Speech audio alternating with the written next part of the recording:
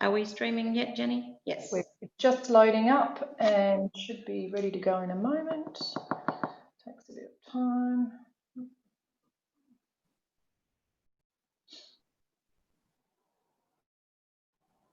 Should be good to go now, Lord Mayor, thank you. Okay, thank you, members. The next item on the agenda is item 13, which is the Lord Mayor's report from the 9th of June. So first of all, I do welcome Greg Mackey, OAM, to his first council meeting, and I look forward to all that you'll bring to our chamber.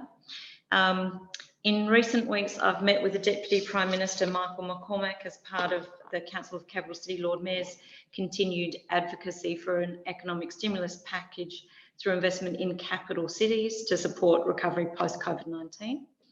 I've met with Peter Malinauskas, Leader of the State Opposition. I had an impact and recovery from COVID-19 meetings with the Adelaide Festivals, the Adelaide Convention Bureau representatives, as well as Mark Duffy from Department of Premier Cabinet.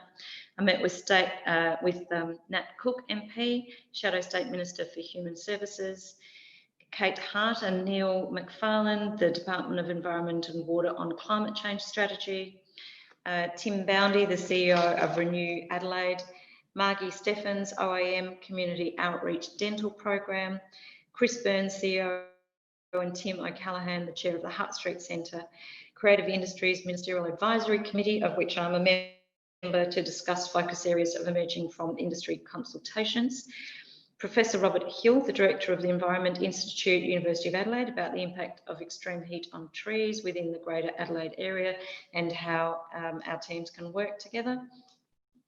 I spoke at the Speech Pathology Australia's online awards, where the City of Adelaide was presented with the Community Contribution Award for our Communication Access Accreditation Project, which is where all staff at the Customer Service Centre, the libraries and community centres have been trained in ways to better support people who don't use speech or have speech that is difficult to understand. So congratulations to the team.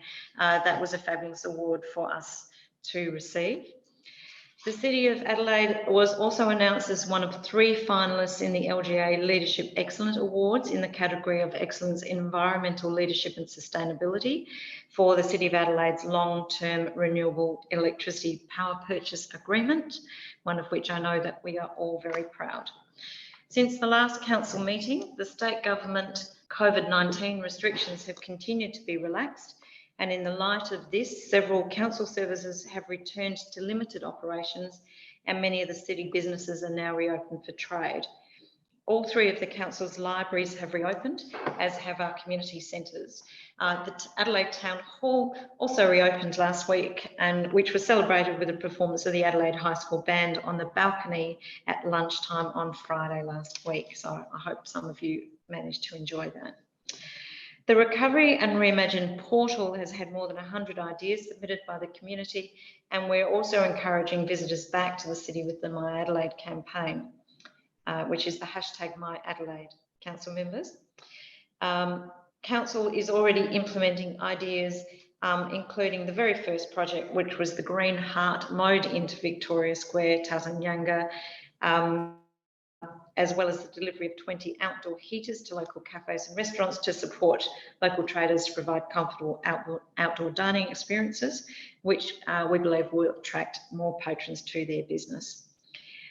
We will continue to work towards a speedy recovery collaboratively with all sectors across the city. If I could have someone move that report be accepted.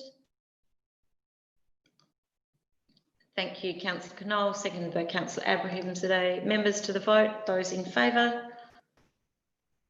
Thank you, that is carried. Item 14.1 is reports from council members, and I'll look for a mover. Councillor Martin, seconded by Councillor Abraham today. Councillor Martin, did you wish to speak?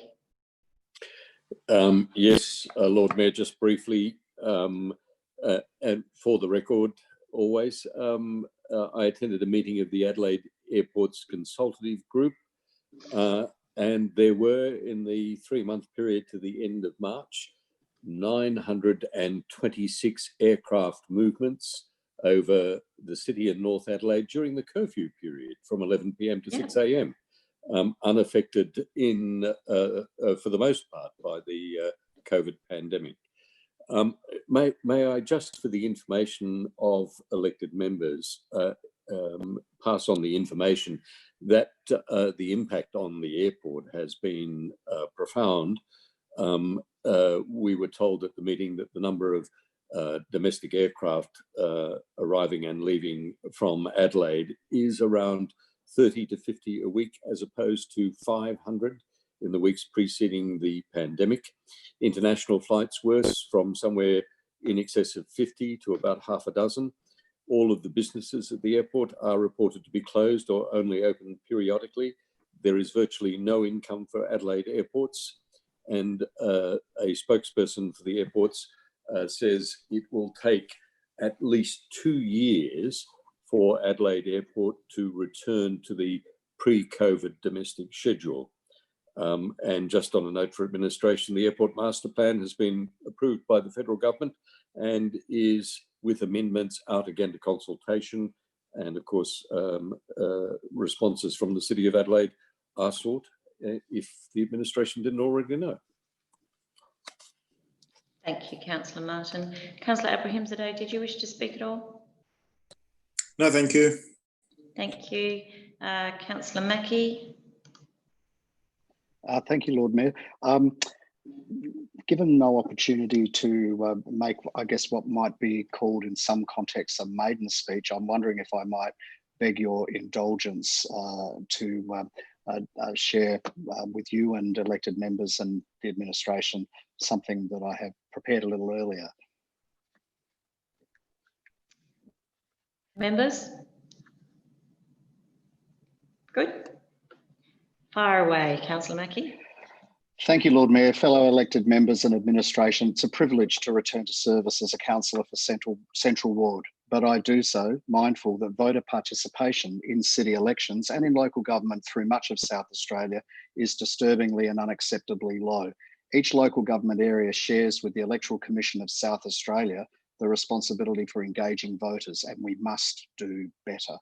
So what are my personal policy priorities for the remaining 2.5 years of this term of council?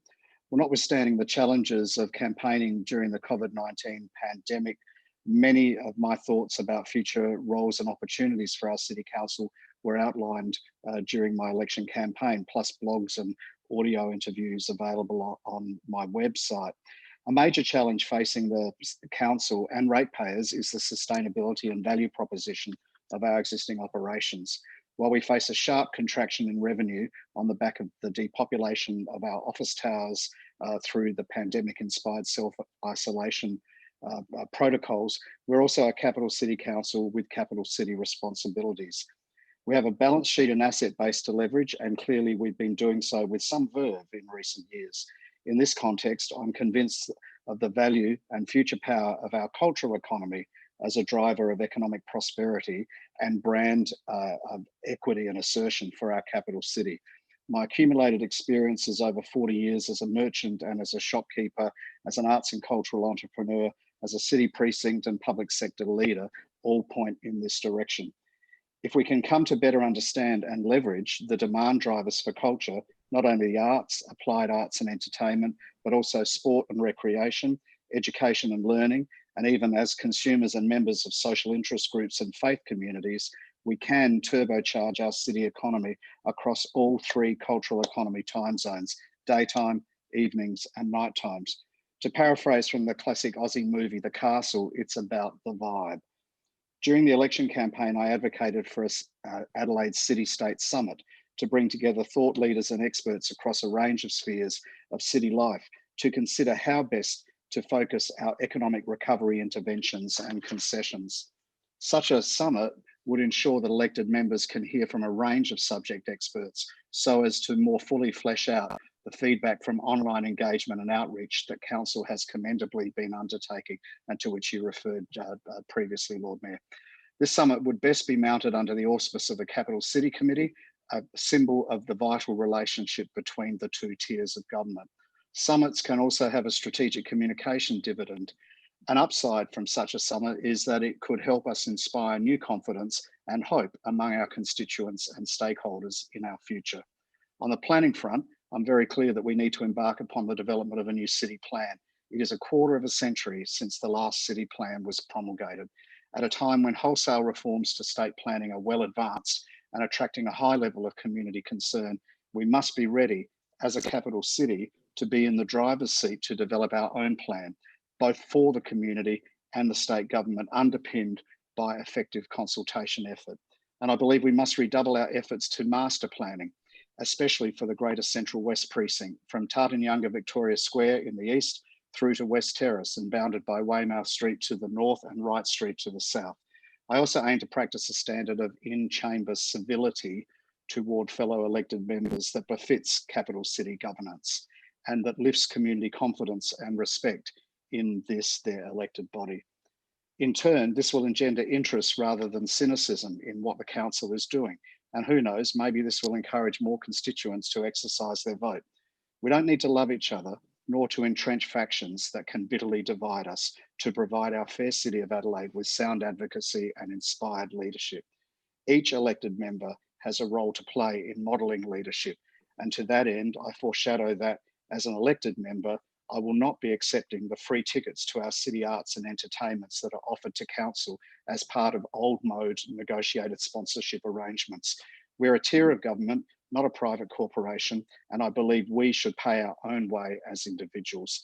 It's time to end the gravy train perception that undermines our legitimacy in the eyes of electors and artists, and to model values that can be better respected by citizens and ratepayers. As a cultural advocate, I believe this is the proper course. And so if, on occasion, diplomatic courtesy requires that I accept complimentary tickets, I commit to making an equivalent value donation to that presenting organisation or hosting organisation. I've deliberately chosen not to place motions or questions on notice in this, my first council meeting agenda, and I look forward to making a constructive contribution to our deliberations. And I also look forward to a return to the council chamber from July. Thank you. Thank you. There was a bell ringing in the background too. Sorry, that was me typing. Apologies, Lord Mayor. I'm on earphones and 2% battery power. Yeah. Okay. Thank you, Councillor Mackie. I have got the Deputy Lord Mayor. Deputy Lord Mayor. Thanks, Lord Mayor. I just had a question of Councillor Martin about the master plan for the airport. Is that appropriate to ask if he's may have an answer? I'm sure that Councillor Martin will answer it if he is able. Certainly. Happy. Thank you, Councillor Martin. It was just, how long is the consultation open for, if you had that handy? I'll have to take that on notice. At the date of the meeting, the consultation was about to open, and my recollection is it was a period for 6 or 8 weeks or something of that order. Okay. So I'm sure we can circulate that later if you want to.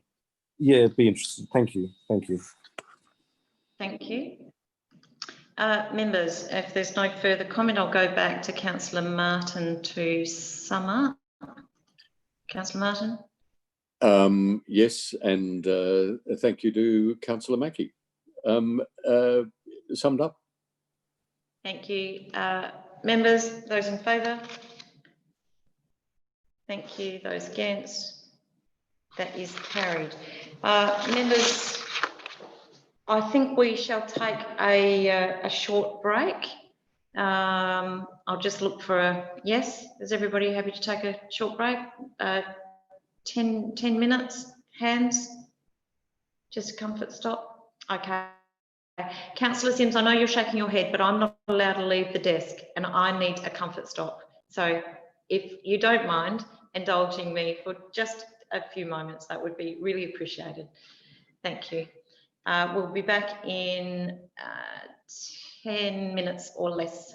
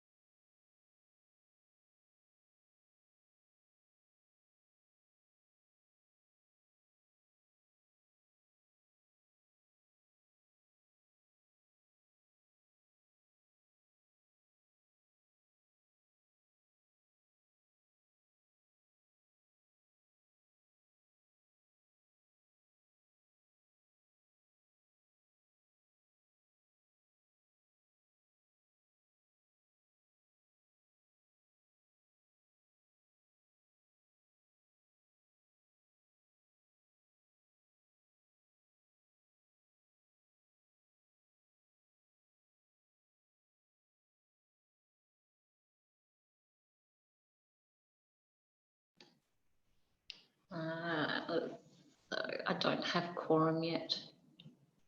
Thank you, Councillor Sims. That was very kind. I also got a cup of tea, so I'm happy now.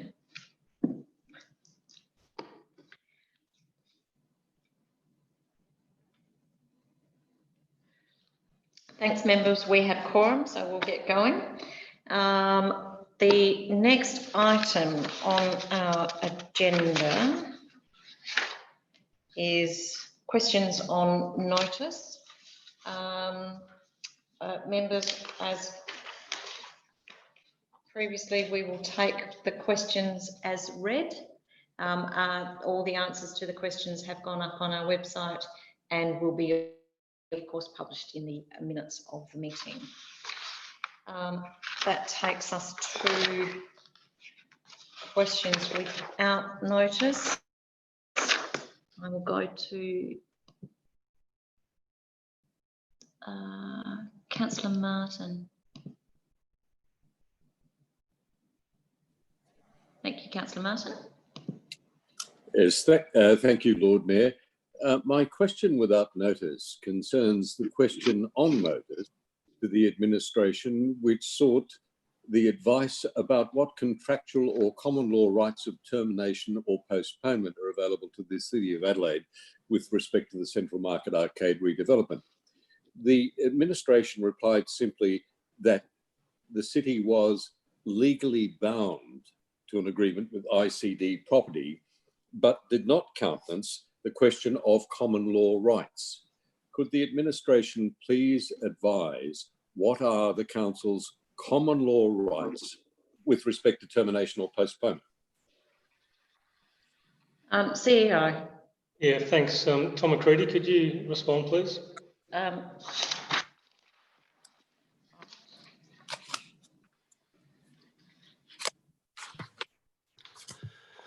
Through you, Lord Mayor, in regards to common law rights, first and foremost, we've had a legal review of your question, Councillor Martin.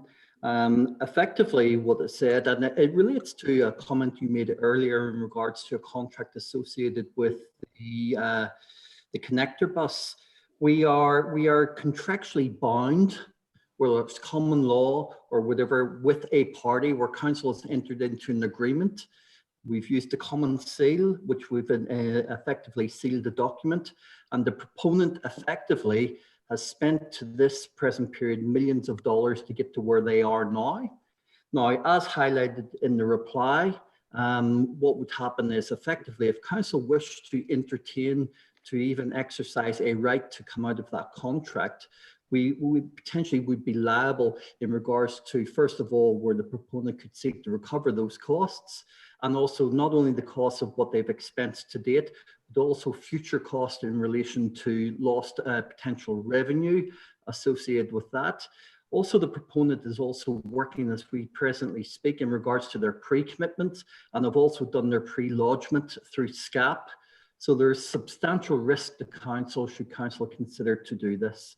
And what I would be recommending is we wouldn't progress on this matter, because it would certainly, the liability, the financial liability would certainly outweigh the outcome in regards to seeking to remove ourselves from a contract.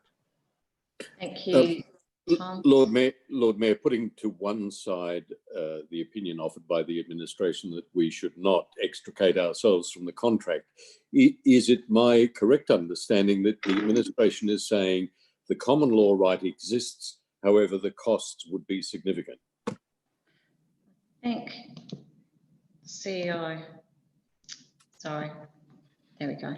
Yeah, through you, Lord Mayor. Look, what I'd like to do, Councillor Martin, is provide you with some clarity. So we will endeavour to do that offline in the next day or so. I'll get Tom to confirm legally where we stand. Thanks, Lord Mayor. Take that on notice and circulate to members. Yes, thanks. Second question, Lord Mayor.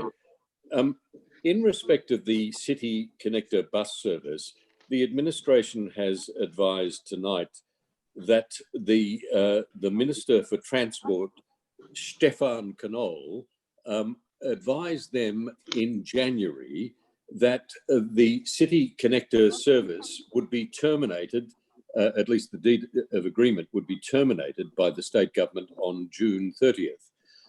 4 months later, and 1 week before the elected body was advised of the termination of the City Connector service, a motion on notice was presented to council asking the minister to provide free city transport.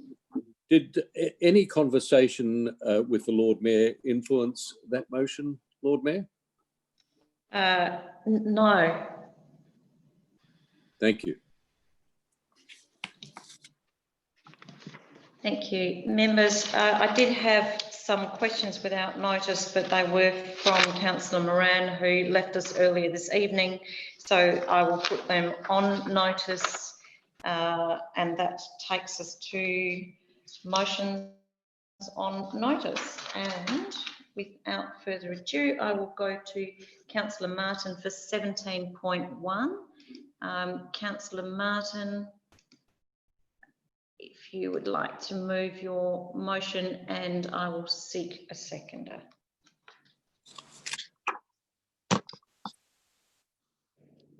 Is there a seconder for 17.1?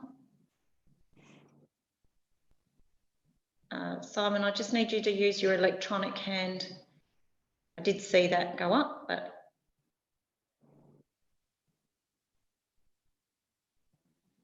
is it not working? Okay. So Councillor Martin Simon is seconding that, I think. No, he's not. Okay, my apologies.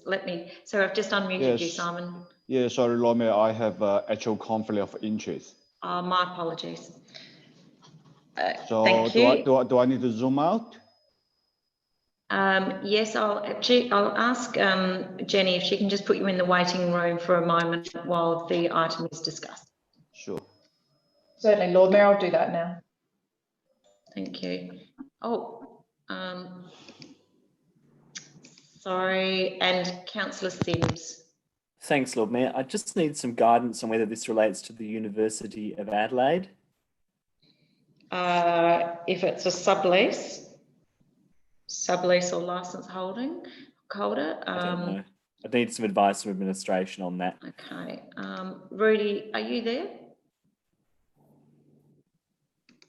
Yes, I am, Lord Mayor. Now, Tom would be the only one that might be able to tell us that one. Tom, could you just let us know in terms of whether Councillor Sims has a conflict of interest with the University of Adelaide? Firstly, it depends where you're going with the question. Institutions like the university are currently not exempt for paying their lease payments and their license payments, unlike the other community services, which was the council direction in regards to the support package. So if you're relating to subtenants, effectively the university is still paying their lease payments. Okay, well, in that case, there is no conflict. No, and the motion only reads as a question.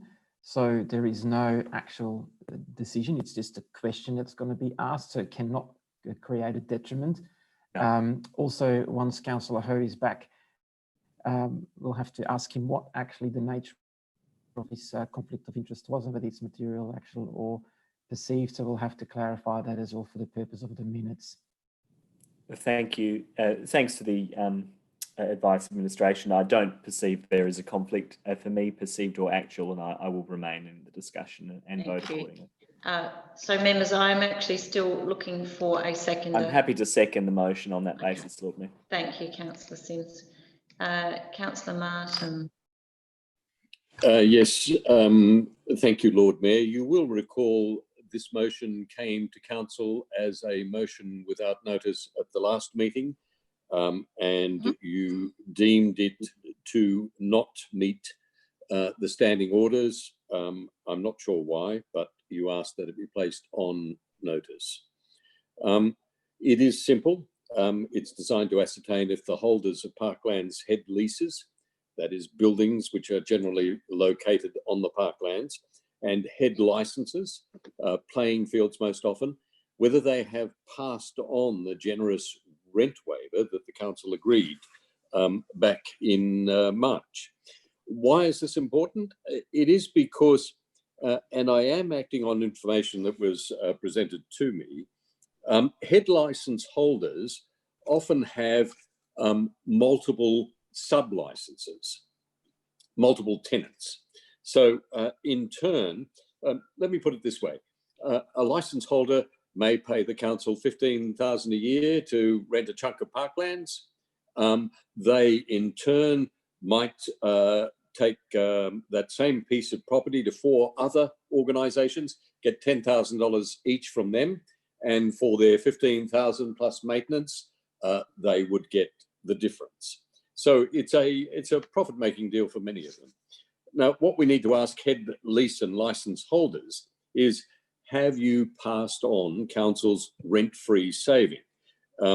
Which is important also because some of those sub-licence holders are mum and dad organisations or children's sporting groups, little nippers and the like. And we need to ask that because we just can't be sure whether it has been passed on. And in fact, I'm aware of one circumstance in which instead of passing on a licence rent-free or a sub-licence rent-free period, a organisation was handed a management fee, which is effectively the same thing. Now, I'm not suggesting there's been any widespread wrongdoing. All I'm asking is that people have observed the spirit of council's generosity and waived their fees for sub-licence or lease holders, particularly for community sporting groups, kids, mum and dad and the like. And I just ask councillors to support that. Councillor Sims. Thank you, Lord Mayor. I'll reserve my right. Councillor Kerr. Oh, Lord Mayor, my apologies. Sorry. Yep, you're there. Thanks. Look, this is problematic. We have legal arrangements with tenants, but we don't have legal arrangements with subtenants. What this is asking us to do is effectively to change the original motion to extend that. We have leases with tenants. We have agreed to waive or to provide a period of relief in relation to those leases. Those tenants have subleases, which are commercial arrangements that those tenants have with other entities. So I would say to councillors, this is very problematic. This is, we're on very shaky legal ground with this. And I think to be prudent, this should not be supported. Thank you. I have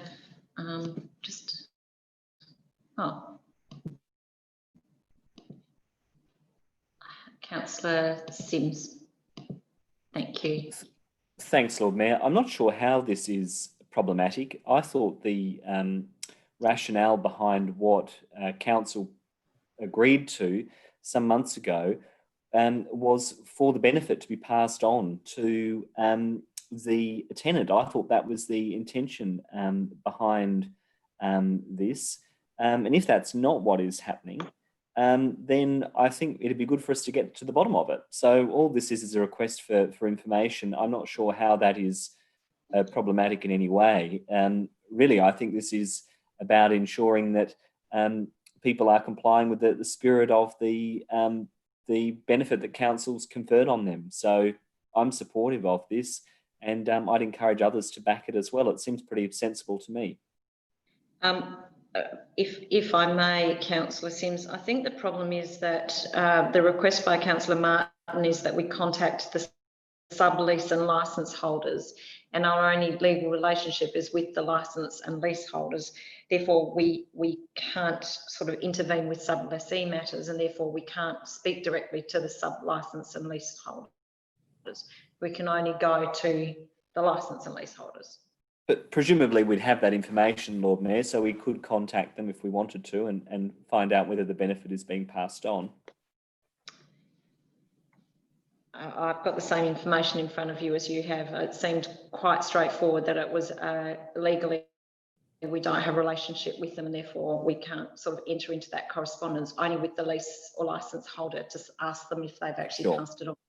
So that would require an amendment or a variation to the motion. I haven't got the admin comments in front of me, Lord Mayor. because it's difficult trying to work remotely off on the computer. So I will go to Councillor Martin. I can see your hand is there. Lord Mayor, look, we do know who those people are. It is a requirement now of all licenses and leases that the city requires the names and details of the sublease and license holders. That is what we require them to do. I understand that. It's just that legally we don't intervene other than, you know, yes, we know who they are, but it's not a consent. It's like we don't have a legal relationship with the subleasees. We've only got a legal relationship with the lease and license holders. So therefore, the only ones we can go to are the ones that we've got a relationship with, which are the lease and license holders, not the sublease and license holders. Yeah. All right. Well, look, I mean, I'm happy to accept the Team Adelaide's view, or Councillor Kira, same thing anyway. I'm happy to accept that view, but it is a lesson for us in this regard.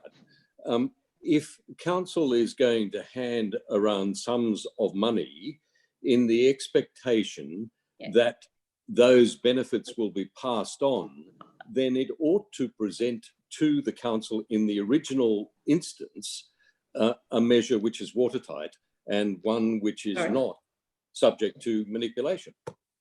Sorry, not wishing to interrupt, Councillor Martin, but you have already spoken, and unless you're summing up, then I'm sorry, Lord Mayor. We go back to you.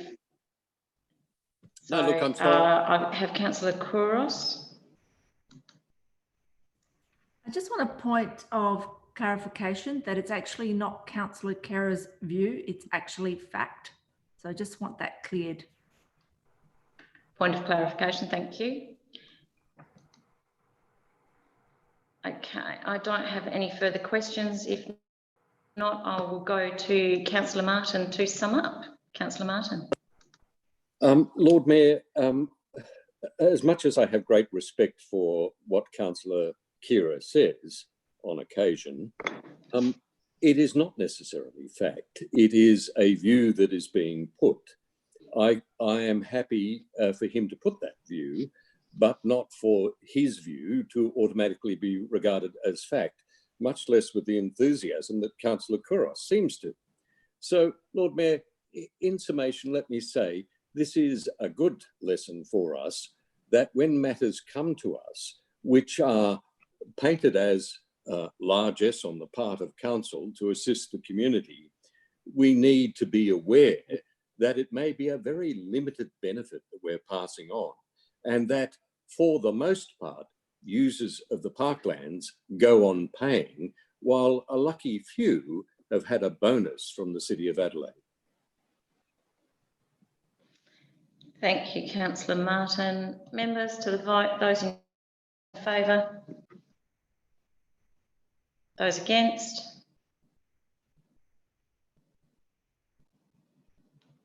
That is lost. Thank you. Councillor, no? Yeah. Sorry. Division.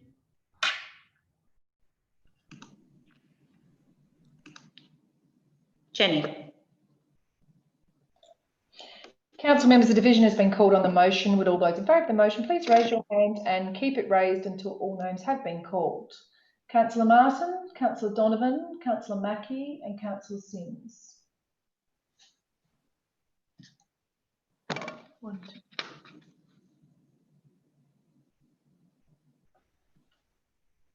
So that's lost. Yeah. I've just lost a couple of council members too. Right, we are going to 17.3, Councillor Sims. Excuse me, Lord Mayor, I'll just let Councillor Ho back in the meeting. Thank you.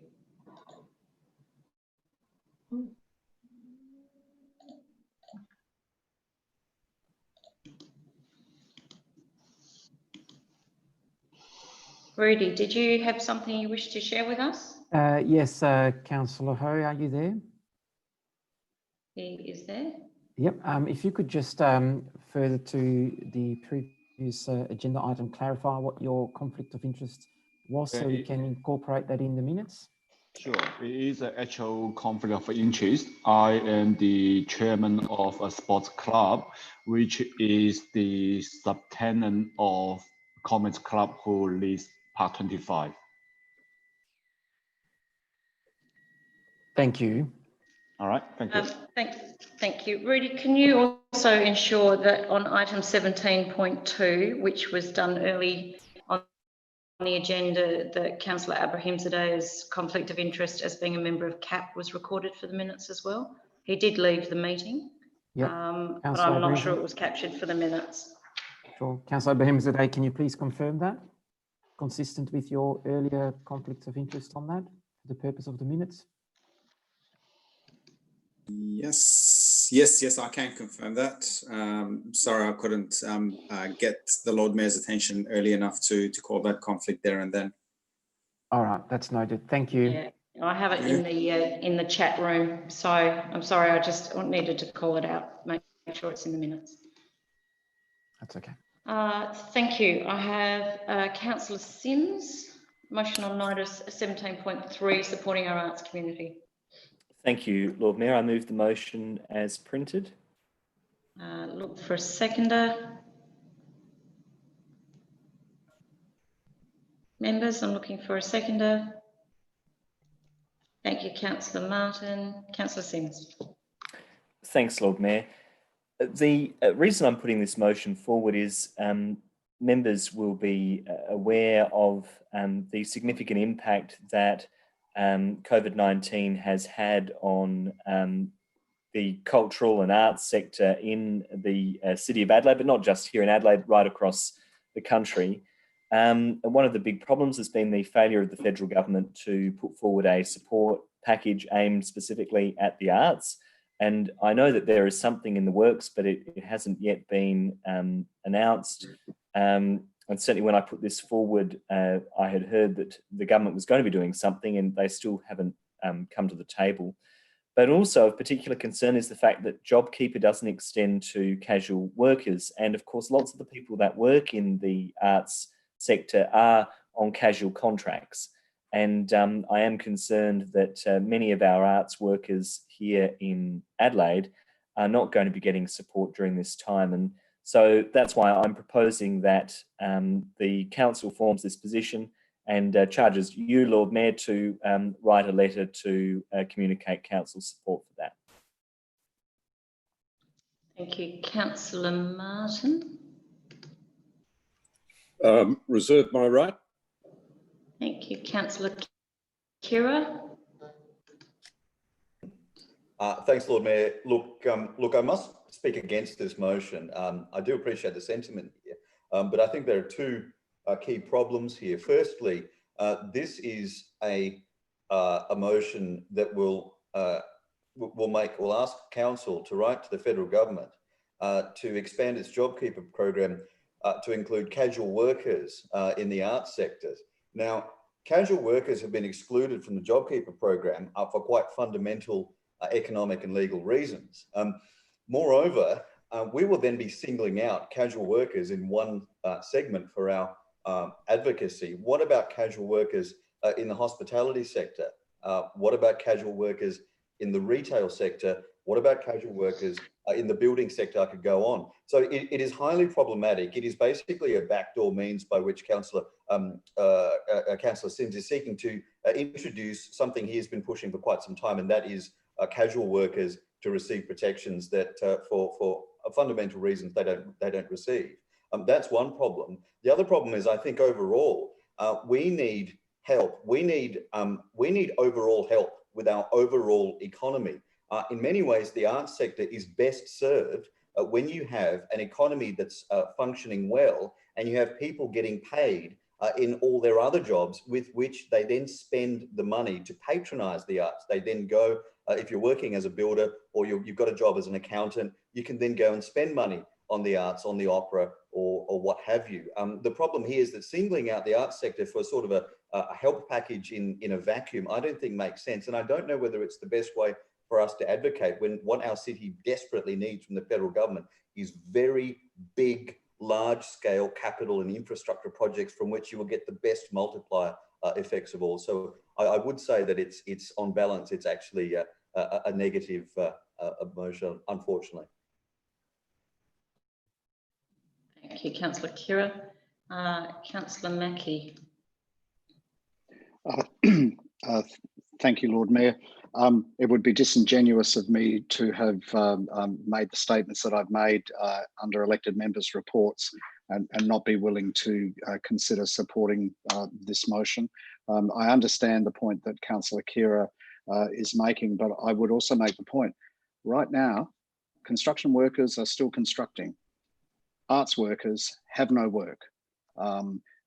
They have been effectively thrown on the scrap heap, and the intention, I believe, I would imagine, of Councillor Simms' motion, while maybe rhetorical in its nature, is for this city of arts and culture to ask the Lord Mayor to write to the Prime Minister to bring to his attention the view of the community in South Australia, the capital city community, that the arts have been, in particular, severely adversely impacted by the COVID-19 restrictions. And for that reason, I will support the motion. Thank you. I have Councillor Martin. Yes, thank you. Look, I also speak in support of Councillor Simms's proposal, and I am not aware of his having pushed separately for casual workers to receive protection to which they are not entitled at any time. Although that may well be one of his goals in life, it is certainly not one with which I am familiar. It is not highly problematic to suggest that we do need to assist the arts community. And the point that Councillor Mackie makes, that is, this city of arts and culture has been especially adversely affected by the impacts of the pandemic, is well made. We have some of the world's best festivals, and they are not occurring and may not occur for some considerable time. And all of those people associated with those events are feeling the pain.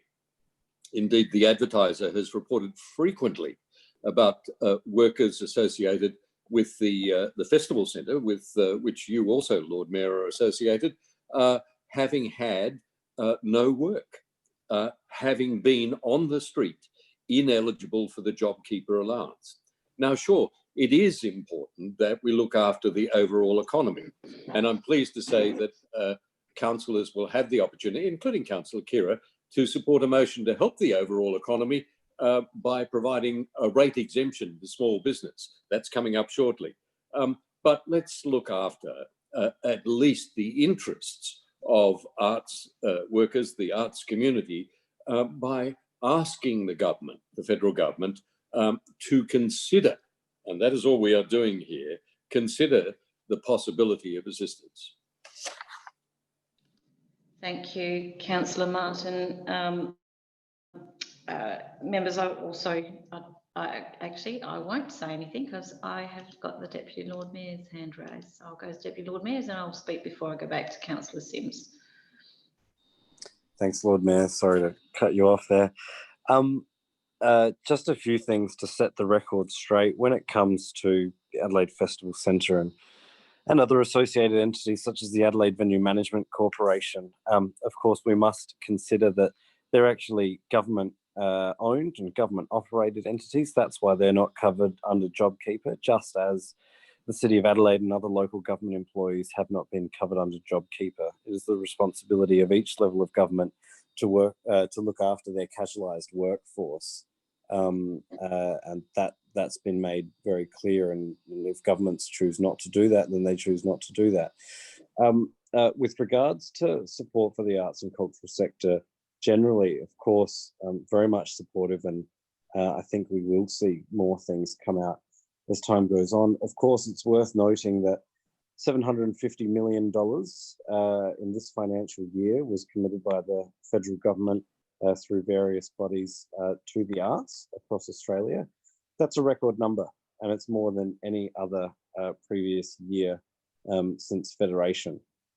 So there is record support for the arts sector there. But to correct the record as well, there actually was a support package that's been released. $27 million was released or was announced and released after that on the 9th of April of this year. And that actually went to a number of different artistic and creative organisations, from regional arts centres to Indigenous arts and many others along the way. So to say that there hasn't been any support is actually completely incorrect. Of course, we have to remember also that at this time of crisis, the job seeker payment has received quite a significant supplement. And that payment with the supplement, along with the supplement, actually makes up, if you take the median income Australia-wide of artists and creatives and people in that sector, it's actually 70%. It's actually 70%. That's on job seeker.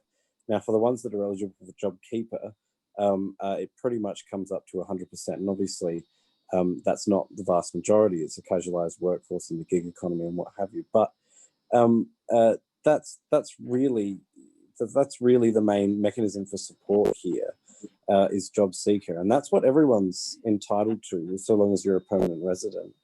So to say that there's no support is actually completely disingenuous, and it's actually completely wrong. So look, I'm broadly supportive of the motion. I'll just finish off quickly. The only thing I disagree with is 3. I'm not going to propose an amendment because we're now past 1 AM, and I'll vote against it on the basis that 3 is in there. Thank you, Deputy Lord Mayor. There be no other speakers. Look, I actually am going to speak in support of this motion. It's not just the artists, it's the production crews, it's the designers, it's the sound technicians, it's the lighting technicians. They are casual workforce by the nature of what they do, going from gig to gig and performance to performance. And it's been a very, very difficult and devastating time for our arts and cultural industry. And these sectors have been hit very hard.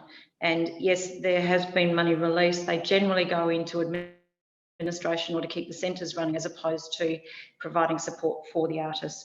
If the motion is carried, I would be very happy to write that letter on behalf of Council to the Prime Minister. Councillor Sim.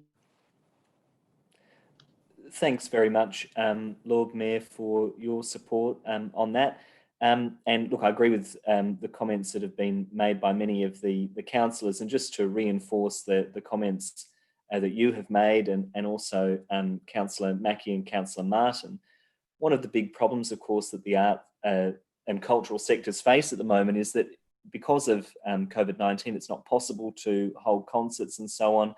And so literally, workers have been in a situation where they're not getting support. The nature of that workforce is that it is primarily casual. And so there are lots of people working in the sector that are missing out. And I think it's really important that the federal government steps up and provides support for them, because Adelaide, as has been stated, is an arts and culture city. And we're uniquely impacted by that. And we really need to ensure that our sector is sustained during this time. Thank you. Members, to the vote. Those in favour? Those against? That is carried. That takes us to 17.4, Councillor Sim's outdoor exercise equipment. And I will look for a seconder. Councillor Martin has his hand raised. Councillor Sims. Thanks, Lord Mayor. I move the motion as printed. Did you want to speak to it? Oh, yes, thank you. Lord Mayor, there are about 17 gyms in the City of Adelaide, as administration have noted in their comments. And whilst they were given the green light to reopen last week, they are operating under new restrictions at the moment in terms of social distancing, and there are restrictions placed on the number of people that can access the gym at any given time. And as a result, it is making it more difficult for people to get in and access indoor gym and exercise facilities at times that they would like. And this may well be the case for some time. And so what I'm proposing is that administration look at some options to install low cost, and indeed that's stipulated, or cost effective is stipulated in the motion, options to increase the availability of exercise equipment in public spaces, and that would encourage people to use the parkland. So I've given the example of chin-up bars, and administration have done some costings in their comments. This wouldn't be hugely expensive. I think they mentioned it would be anywhere between the vicinity of $5,000 to $10,000, so something we can afford. But I think it would be a worthwhile investment at this time. Get people to use our public space, but also provide people with a few more options. And I'd also point out that there are lots of personal trainers as well that use the public space and would train clients in the City of Adelaide, and it would probably be beneficial for them to be able to use it too. Thank you. Councillor Martin.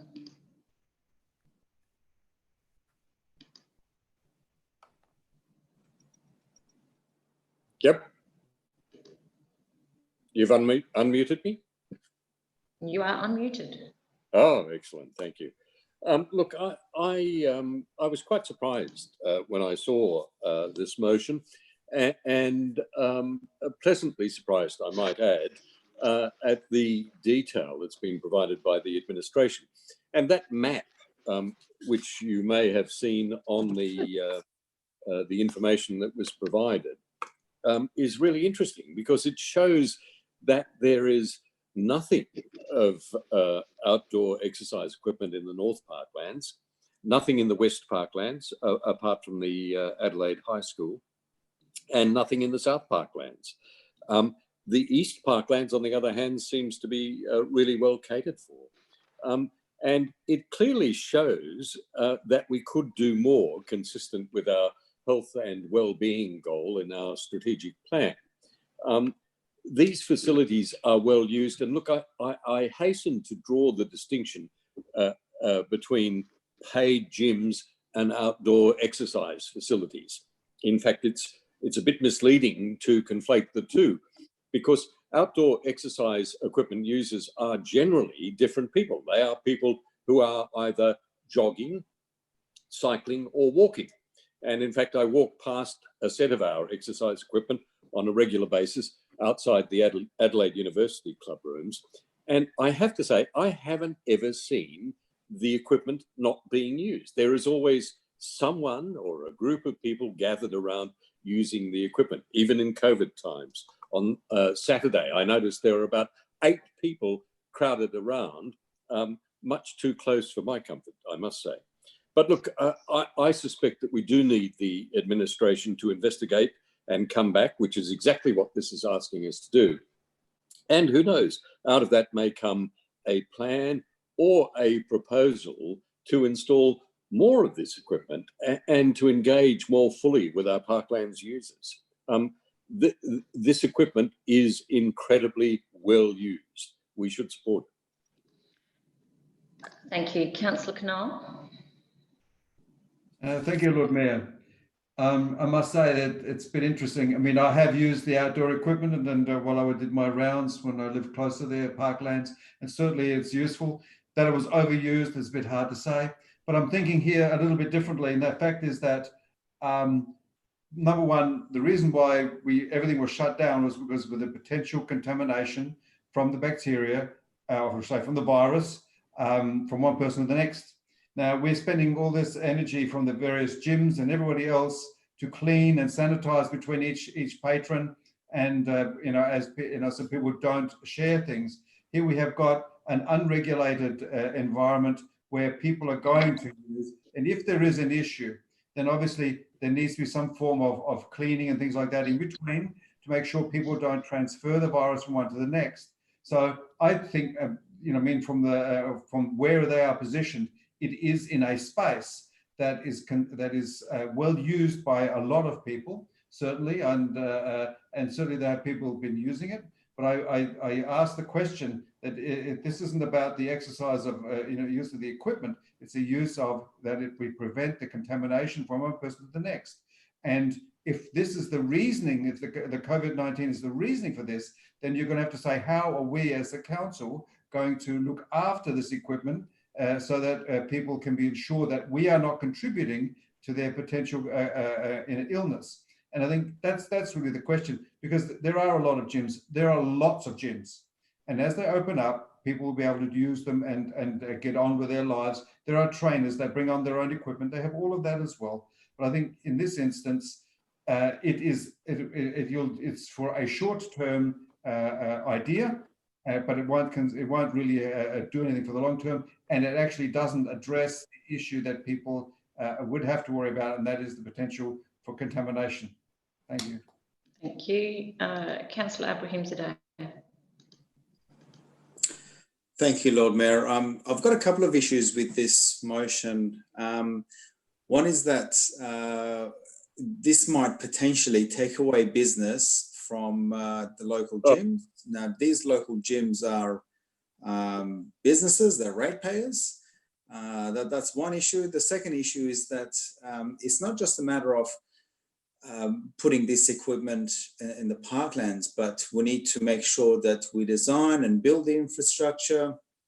That's the footpaths, lighting, and who knows, with the way COVID-19 is going, we might even have to provide sanitizing stations around this equipment. So yeah, I'm not going to support this because this will essentially become a maintenance liability for us. That's the way I look at it. Thank you. Councillor Kouros. Am I on? Oh, yes. Okay. I have to say, I think about 2-3 weeks ago, I went to the East Parklands. I'm looking on the map here, and I saw the circuit that was there, fitness circuit. And I have to say, I was a little bit jealous. I can't see why we can't put a few more of these fitness circuits, maybe even one, dare I say it, in the north, because as we can see, they're heavily all one-sided on the map. And I would like to see a little bit more outdoor fitness equipment. I would like to see that investigated. I can't see why we can't have something in the squares, like Whitmore Square maybe. I don't know if that's an option, or where near the aquatic centre, when people are there swimming already, maybe, they could, use some fitness equipment outside the centre. It is forms of people's daily life, keeping fit. If they see the equipment there, they will use it. I do love that circuit in the East Parklands, and I do think that we should have that somewhere else in the city. I would love an investigation on that and have that explored. Thank you. Councillor Martin, I'm assuming it's a question. Councillor Martin? Yes, it is a question, Lord Mayor. Do we have any cleaning of outdoor gym equipment, sanitising? Does someone go around and sort of sanitise it, or are we satisfied that sunlight does the trick? CEO. Yeah, through Lord Mayor, we would have a cleaning program for all of our gyms, our barbecues, our outdoor equipment. I couldn't tell you the frequency, but I can assure you that we do have a cleaning program. And does that apply for the buttons on pedestrian crossings as well? I believe so, but I can take that on notice. But I'm pretty sure we have a cleansing program. We'll talk to that when we get to that item on the agenda. Thank you. Oh no, it just. Thank you. Thank you. That's the question. I do have the Deputy Lord Mayor.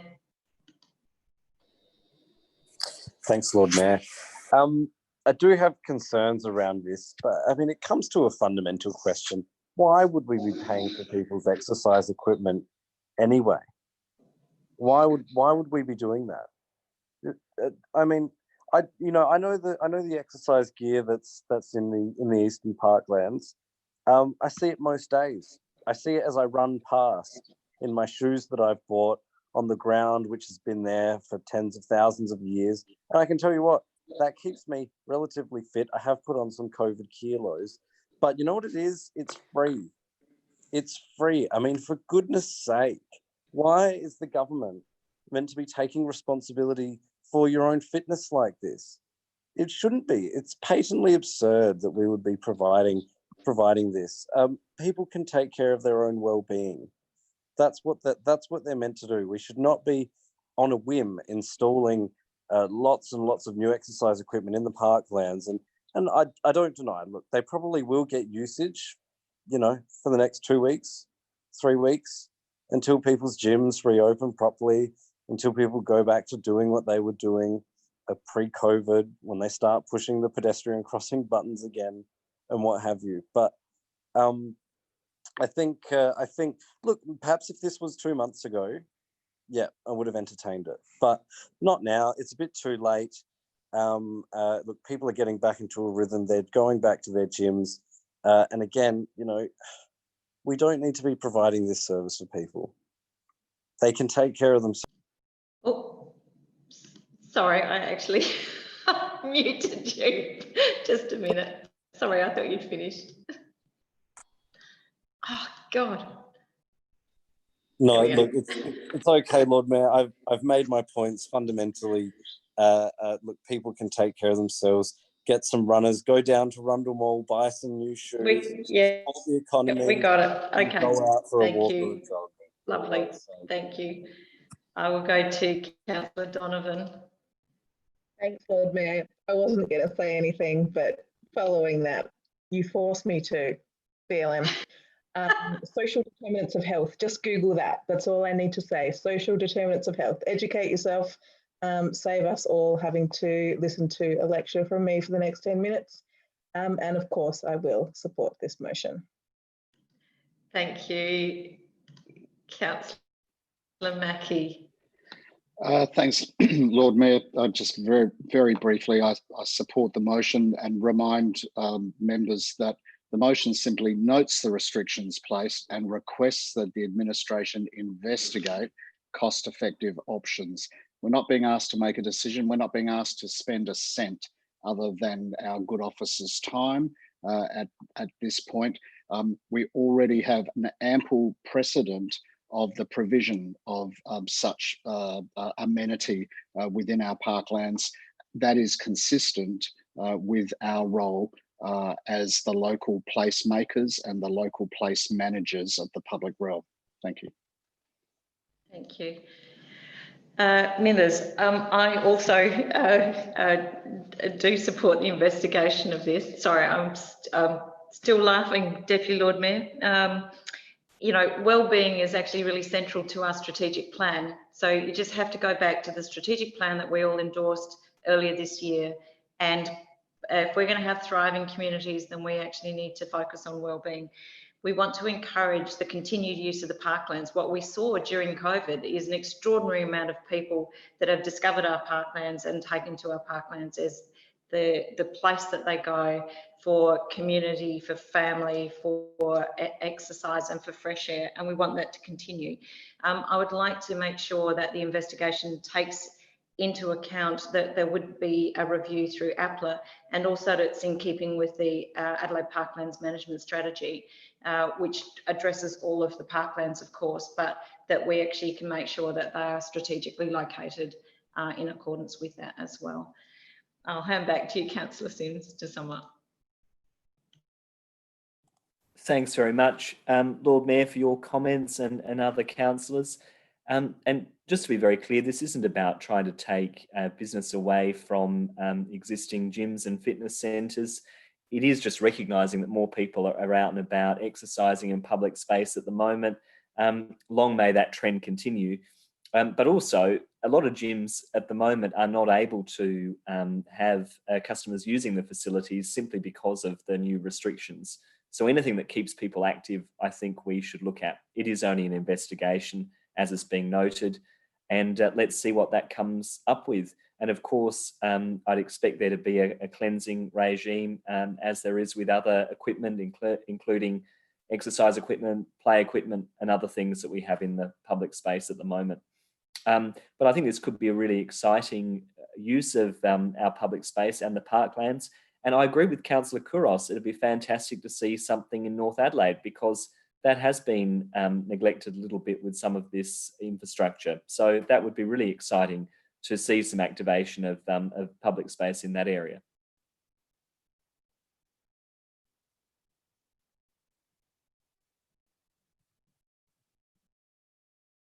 Thank you, Councillor Simms. We'll go to the vote. Members, those in favour? Those against? That is carried. Members, 17.5, as Councillor Moran actually left us earlier this evening. So on that basis, I'll withdraw that motion and put it on the forward agenda. 17.6, we go to Deputy Lord Mayor, rebuilding Adelaide's nightlife. Thanks, Lord Mayor. I just want to move with a slight variation, and that is inserting the word independent in front of advocate. So that's at point 3, DLM? Oh, yes. Yeah. So investigates the appointment of an independent advocate for the city's nightlife. Yep. And economy. Okay. I will look for a... Sorry,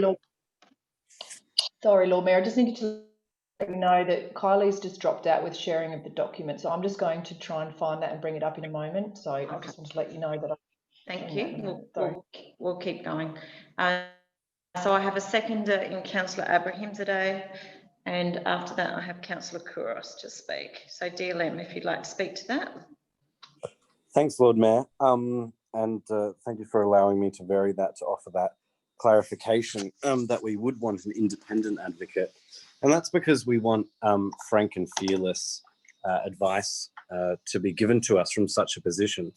I suppose starting out somewhat at the beginning, this is not a position, even despite its nomenclature, and as it seems, its nomenclature overseas, that would at all take away from your role. In fact, it adds to it because it gives you another useful, very useful tool in the kit to bolster the policy work and the advocacy work that the City of Adelaide undertakes for what is a key part of our economy, but a part of our economy that needs to grow further. So the City of Adelaide, $19 billion in GDP here, but only $1 billion of that relates to the night economy. That's despite us being the, as it's been said, artistic and cultural hub for a state of almost 2 million people. So I think we can do better in that regard. Now, when it comes to the night economy, there's obviously many varying factors at play. It's very complex and ad hoc regulatory environment that governs it. Everything from, I think it's the motion outlines, everything from the, sorry, Lord Mayor, no? Everything from queue management to liquor licensing to outdoor dining to noise regulations and everything in between. The nightlife advocate, name yet to be determined, would be someone who advocates to us and brings in advice to us on matters relating to the nightlife and how we can easily tweak policy settings around it to ensure that it has the best chance of thriving. That's what I see the position as doing. I also see the position as as playing also another role insofar as being available to the administration and potentially to councillors and residents and businesses as well in advising them and assisting them and potentially mediating where there are issues where the nighttime economy interacts with the daytime economy and problems that arise there. Everything from cleansing on Hindley Street, which obviously if you go down there in the wee hours of the morning outside of COVID, it can be a bit of a nightmare at times. Those sorts of issues, which have been addressed through the Hindley Street Round Table and the West End Reference Group and that sort of thing. But I think having someone there dedicated in a full-time role, dealing with it in a professional manner, would be the best way to go about it, basically. And of course, as well, it'd be remiss of me, Lord Mayor, to not mention that this was a key part of work that you undertook in your time at the City of Adelaide, working within the administration. So I'm sure that you know the topic even better than I, and know that the good work a nightlife advocate, name yet to be determined, could achieve. We would obviously join a very exclusive club. I think it's about 40 cities around the world have nightlife advocates. We would be the first city in Australia, and it's really putting us ahead of the curve and meaning that we can best capitalise as we come out of COVID restrictions and go into the recovery phase.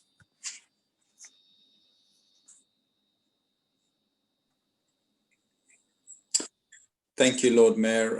Being mindful of the time, I echo what the Deputy Lord Mayor has said. I pretty much agree with everything that he's mentioned. I'm very much looking forward to what the Naat Burgermeister has got to offer. Thank you. I have Councillor Sims next. Councillor Sims. Thanks, Lord Mayor. Look, I totally understand what the Deputy Lord Mayor is wanting to achieve with this motion in terms of having an enhanced focus on the city's nightlife. But I think, Lord Mayor, we already have a very effective advocate for the city's nightlife in your position. You're the Lord Mayor, you're the day mayor, and you're the night mayor. And, Lord Mayor, the clock has struck 12, you're still in the chair. We don't have a situation where suddenly it hits midnight and the Lord Mayor turns into a pumpkin and, disappears, and we suddenly have the night mayor take charge and preside over the council. The reality is that we have a Lord Mayor that has responsibility for what happens during the day and the night in the city, and of course the night economy. But also we have 3 central ward councillors who are able to advocate in particular for the interests of the night economy in their ward. So I think this is pretty well covered, and I'm conscious that we are in a difficult financial situation at the moment.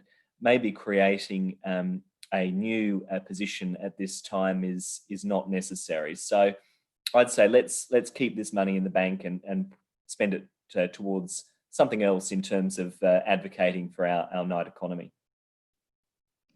Thank you, Councillor Sims. Councillor Martin. Yes, look, a question for the administration. Part 4 of this motion on notice asks for the investigation of a soundproofing subsidy scheme so that residents and hotels may be supported in soundproofing their premises. Don't we have such a scheme already, administration? CEO? Through Lord Mayor, I'll ask Ian Hill if you could respond. Thanks. No, I can't see you, Ian.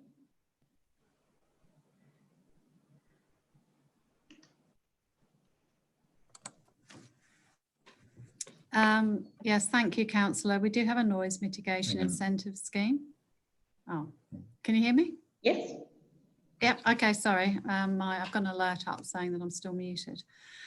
We do have a noise mitigation incentive scheme, which has been in place for many years now, and it's mainly to help mitigate noise that residents might experience, and that's been in place for quite some time now. Thank you.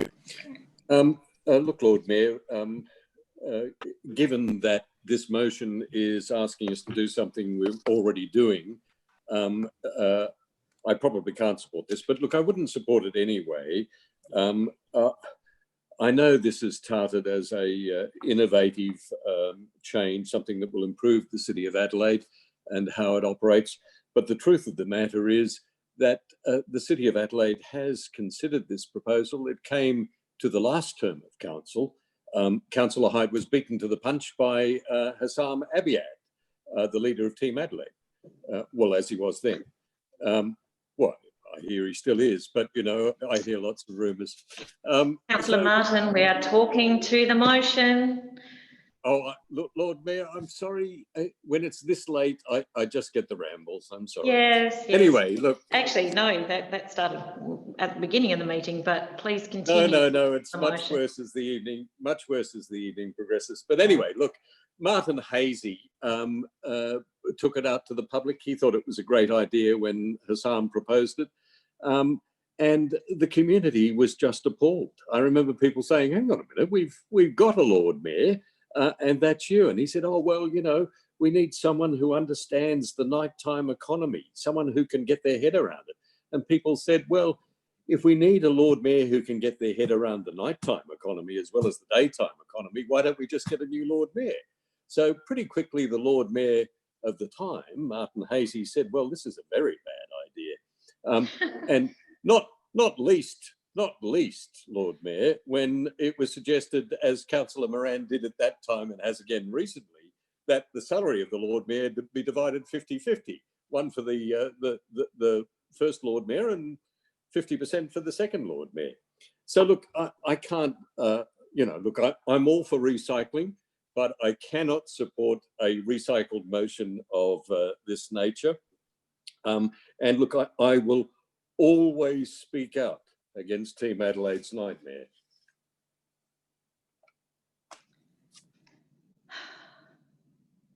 I have next, Councillor Kouros.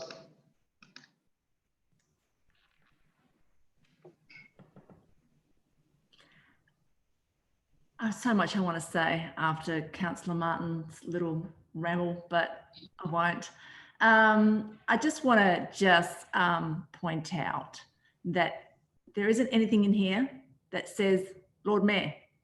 So I don't know if everyone's a little bit confused. We're saying appoint an independent advocate. He's given it some names, the nightlife mayor as they do in New York, or the night czar as they do in London, and so forth. He's given examples. I think that what we can take from this is that we've already done some work in regards to having in the past previous council, as the Deputy Lord Mayor mentioned, that maybe we can take those findings and not make it about a Lord Mayor, but the actual, what the piece that is in here investigates. Let's put it back to what Councillor Mackie said. It's only an investigation. It's not an implementation. So let's all get that clear.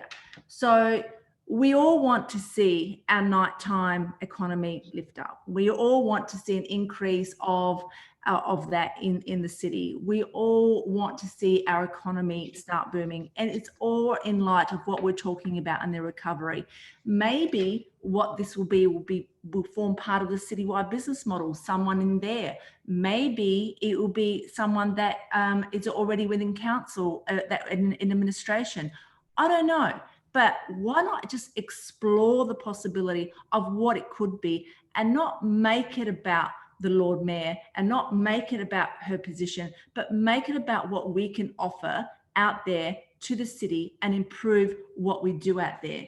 We're looking at, live music, entertainment, hospitality, liquor licensing, other related matters that, and I can guarantee you there's no councillor out there at night at 1 or 2 or 3 a.m. every weekend, or maybe some, I'm not saying, couldn't say that, but but you might not be at all the nightclubs, at all the bars, or maybe you are, Councillor Martin, could be a bit seedy there. But look, we don't know the possibility of what this role could bring to the council. I would like it investigated. They do it in major cities around the world. I'd like to see what that would look like. It's just an investigation, quite simple. It's not complicated. Thank you, Councillor Couros. I have Councillor Khera. Councillor Khera. Thanks, Lord Mayor.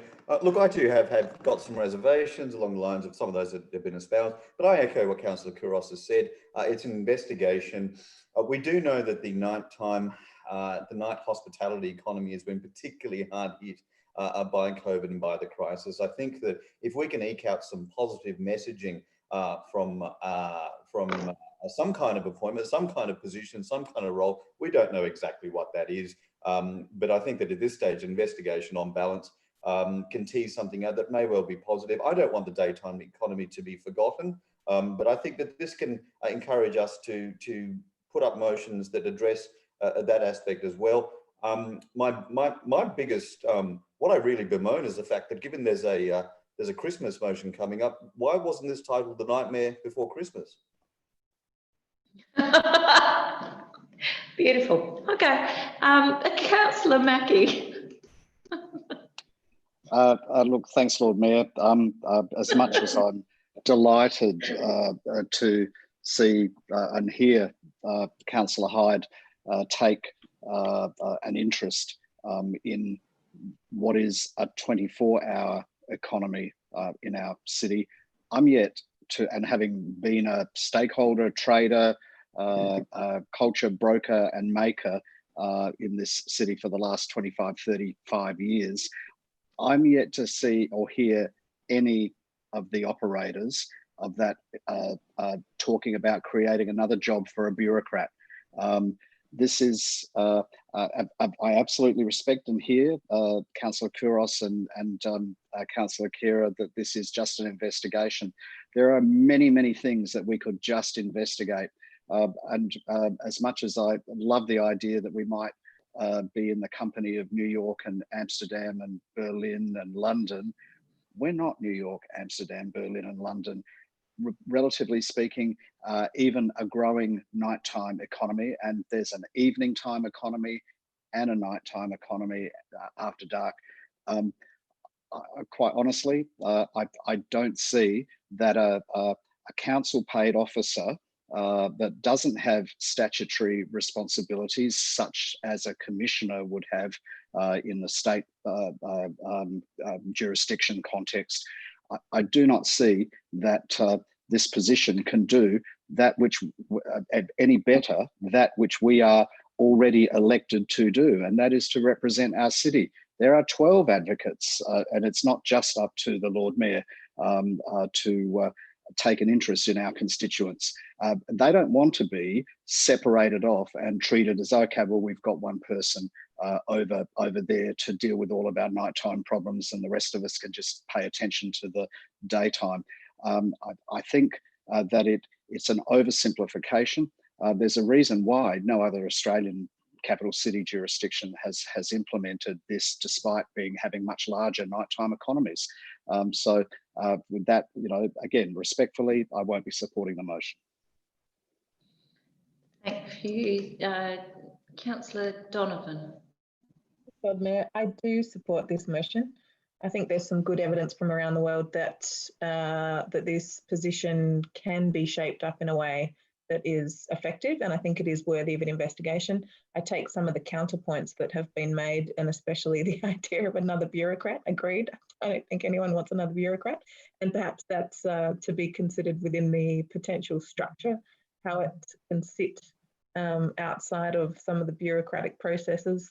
But I think from some of the examples that I've seen from around the world, case studies, both small and large, there's some good potential to investigate. Thank you, Councillor Donovan. Councillor Martin, I had your hand, but you've spoken, so I'm assuming that's a question? No? Nope. No. Councillor Knoll. Okay, just in short, I mean, I can see a value, particularly now when we're coming out of COVID, that there is someone that can help the nighttime economy boost along. But if I'm thinking that we're talking about a citywide business model, and its job is to get the entire city going and to coordinate how we're going to promote and support the city in the various ways through the various interest groups. I would see that a role for something like that to support and to coordinate an effort would be more valuable than necessarily just having an individual, because it is part of the whole economy, and it does need to be integrated into that. And if that position was somewhat as part of a larger, particularly like if this model does work out as I expect it should, it will then be integrated into that, enabling it to function across all the different economies and link it together and make it work better, rather than an individual that will have a role, but not necessarily enable outcomes that are that can benefit the whole city and be part of a bigger picture. Anyway, thanks. Thank you, Councillor Knoll. Members, I'll just make a few comments. There's no other speakers.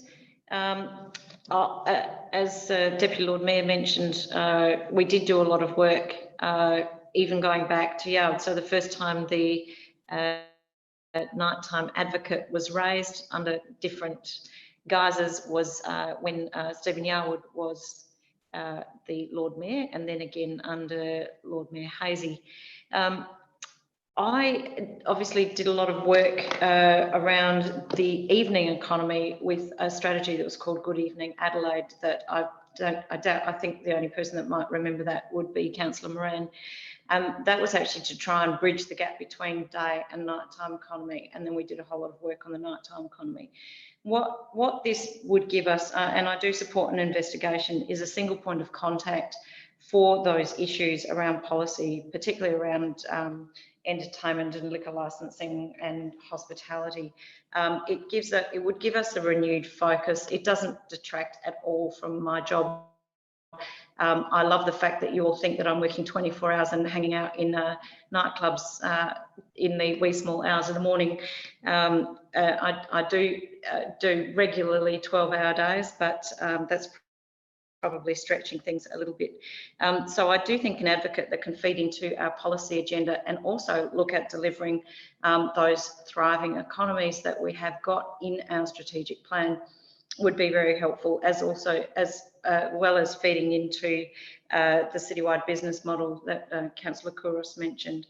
There is some great data, as Councillor Donovan said. There is some really good case studies where we can see how they've actually shaped that. It's not a bureaucrat, it is an advocate, and I'd be very keen to see what kind of investigation and what kind of information would come back for us to assess. And with that, I will hand over to the Deputy Lord Mayor to sum up. Deputy Lord Mayor. Thanks, Lord Mayor. Thank you for your insightful and supportive comments.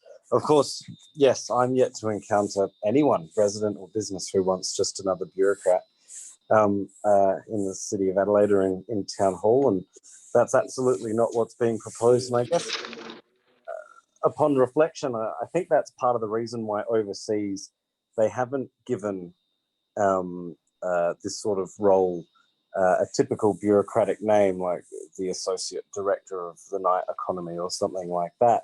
It's because the job is a little bit more interesting than that.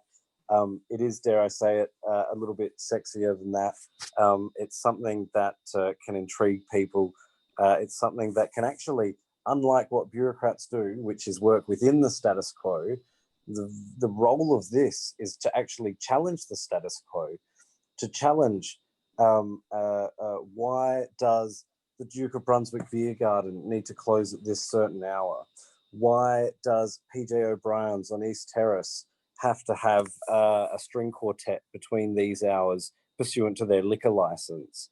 All these crazy things that the system has thrown up over time, the complex policy, but the ad hoc policy, And the reason why it needs to be at arm's length from the council and an independent advocate is because, yes, we do have central ward councillors, but I mean, we all know of the issue. Every time there's an Ebenezer night market, we get the same complaints from the same people. We are, and at the end of the day, the people running the stalls there, they don't vote for us. They're not ratepayers, but the person making the noise complaint does. It's the same down in the West End, in Hindley Street. So there are competing interests there, but we need to know what are the policy settings that actually achieve the most amount of good for the most amount of people. And I'm very hopeful that a position and an advocate and a policy expert such as this will be able to provide us with that advice and provide us with that information, and not just challenge some of our views or our policies or how we operate, but also that of the state government as well, to ensure that they're doing their part to make sure they're not implementing policy that has unintended consequences for the night economy. So look, I'll leave it there. I thank councillors for their supportive comments, and assuming it gets up, really interested and very much open-minded to see what any investigation comes back with. Thank you. Members, we'll go to the vote. Those in favour? Those against? That is carried. Yes, Councillor Martin. That's a division, please. Division. Jenny, would you like to call a division? Certainly. Thank you, council members. The division has been called. All those in favour, please raise your hand and keep it raised until I call out all names. Councillor Kouros, Councillor Abrahimzadeh, Deputy Lord Mayor, Councillor Ho, Councillor Knoll, Councillor Kiro, Councillor Donovan. Thank you. Thank you. Councillor Donovan. Thanks, Lord Mayor. I'd like to propose an adjournment of the remaining items due to the fact that it is now almost 12:30 and we have been at this meeting for some time, and there is still likely to be well and truly more than another hour and a half or so, which would take us into 2 a.m. So I propose it because our decision making is declining and it is an unreasonable hour to continue. And I propose that we adjourn until such time as the CEO determines to be suitable, knowing that likely that may be this coming up Tuesday, 1 week from now. Members, so I will need a majority of members to vote for an adjournment. So those who would like to adjourn, if I could see you by your hand. So we have 1, 2, 3, 4, 5, and those against. We have 1, 2, 3, 4, 5. Interesting. I actually, as much as I would like to stop right now, I think if we can actually move through the rest of the motions that we then have completed the work on tonight's agenda. So I will cast against the adjournment for this evening's agenda. And hopefully we can keep going and crack through this fairly quickly. With that, I'm going to go to 17.7, which Deputy Lord Mayor is the traffic configuration.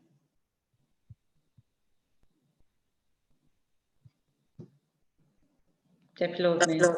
I'm just waiting for it to pop up. Okay, and I will ask for a seconder. Thank you, Councillor Knoll. Thank you, Lord Mayor. In the interest of time, I'll keep this quite brief. While there have obviously been benefits to the automatic nature of traffic signals within the City of Adelaide, now, well, as was before, but now I'm receiving increased complaints about the prevalence of needing to stop in the city. And the real bugbear for people is that they're needing to stop at traffic lights when there is no traffic coming in any other direction. So the automatic nature of the lights means that people, particularly, you know, during the night and in the wee hours of the morning, are being impeded and stopped unnecessarily, sometimes at multiple traffic lights in a row, adding anywhere from 5 to 10 minutes to their journey, which is a bad outcome. Furthermore, at 3, I think it would be really important for us to seek to optimize our light cycles. As I understand through my inquiries with the administration that currently the light cycles in the city are, at the request of DIPTI and at the coordination of DIPTI, optimised against and work against the flow, particularly of north-south traffic. Now, I do understand that's because we wish to avoid the city being used merely as a thoroughfare, but given the number of quite significant infrastructure projects that are happening, this is a moving feast, and this current state government is bringing a lot of the infrastructure around the city up to scratch. So I think it's time that we review that to ensure that it's still working as it should be. Obviously, during the coronavirus, lots of people are taking their car in and utilising our U-Parks, which, and I take my hat off to the team because those utilisation rates and occupancy rates are very, very high. But it means that we do need to be optimising our lights to make sure that they can cater for more cars on the road, because that's how people are coming in. Lastly, and I'd encourage members to cast their memories back to our strategic planning days and the word bubbles that we were presented with around sentiment for the City of Adelaide.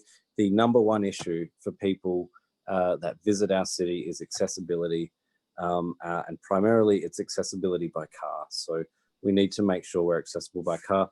That does not mean that such a review won't take into account or shouldn't take into account the views and the necessary accommodations that we must make for pedestrians. In fact, I expect that to be presented alongside it and factor into it very much so. But we do need to be making sure we're moving the most amount of people in the least amount of time, and that's what this one's about. Thank you.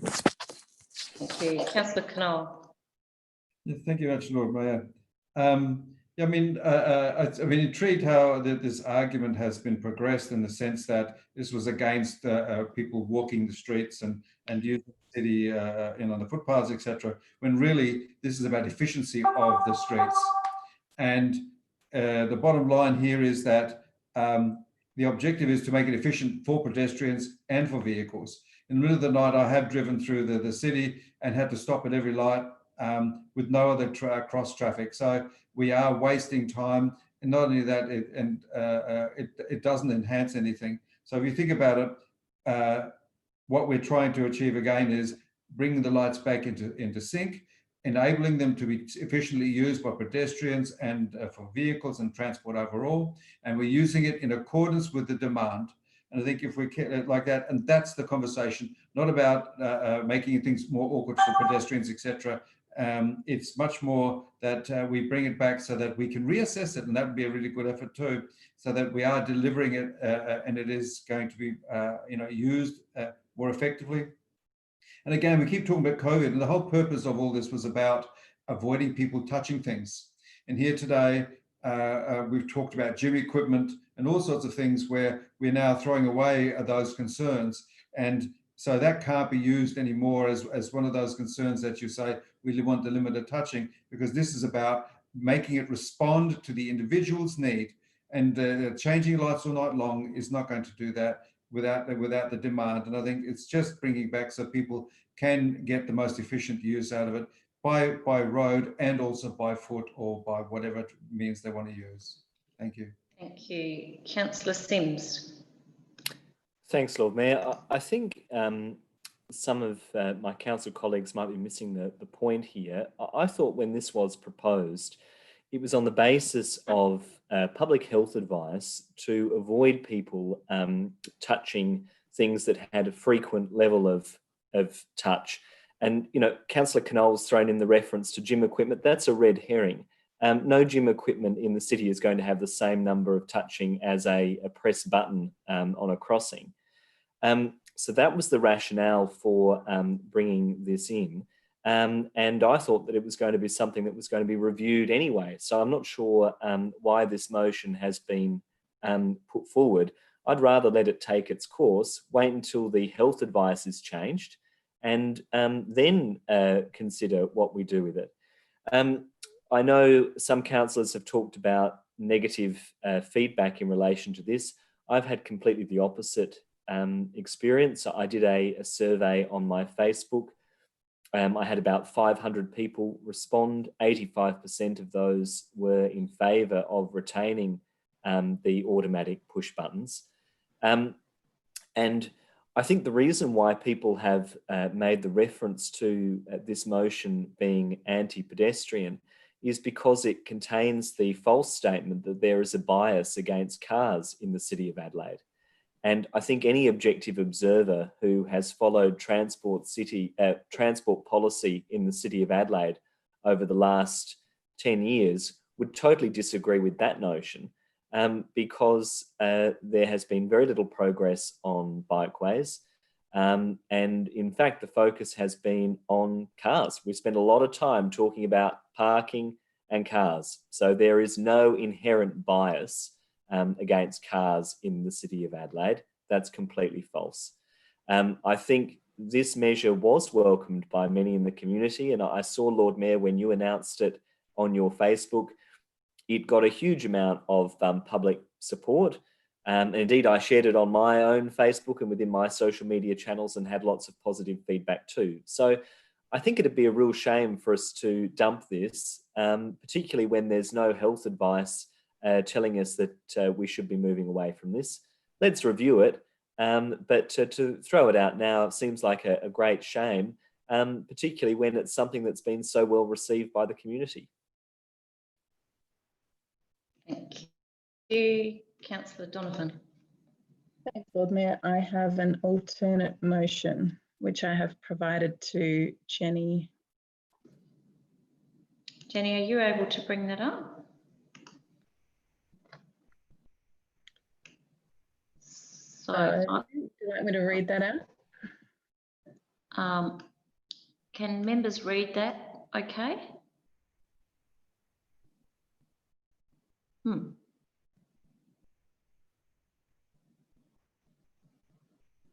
Okay. Thank you, Councillor Donovan. I'll look for a seconder. Has to be someone who hasn't spoken. Councillor Philip Martin. Thank you, Councillor Martin. Please speak to your motion, Councillor Donovan. Mayor, look, I think some good points have been made, and I think both the Deputy Lord Mayor's points and Councillor Knoll's points around moving people through the city are exactly the point. So let's get away from talking about modes, specific modes of transport, noting that we are not transport planners. We do not have that expertise. Let's get back to the foundation principles of we are trying to optimise the movement of people through the city. So the motion as identified, note the benefits and the challenges. I know, Lord Mayor, as Councillor Simms just noted, you have received literally tens of thousands of likes on your Facebook page and associated comments. There have been so many people who have provided positive feedback about what has been undertaken. And I certainly appreciate that there would have been other feedback received as well. The points that Councillor Knoll made about coming to a traffic light and pausing when there's no pedestrian crossing. We have all been in the reverse situation as a pedestrian. When you approach and there's no cars going, you've got to wait for your green light. So that happens for sure.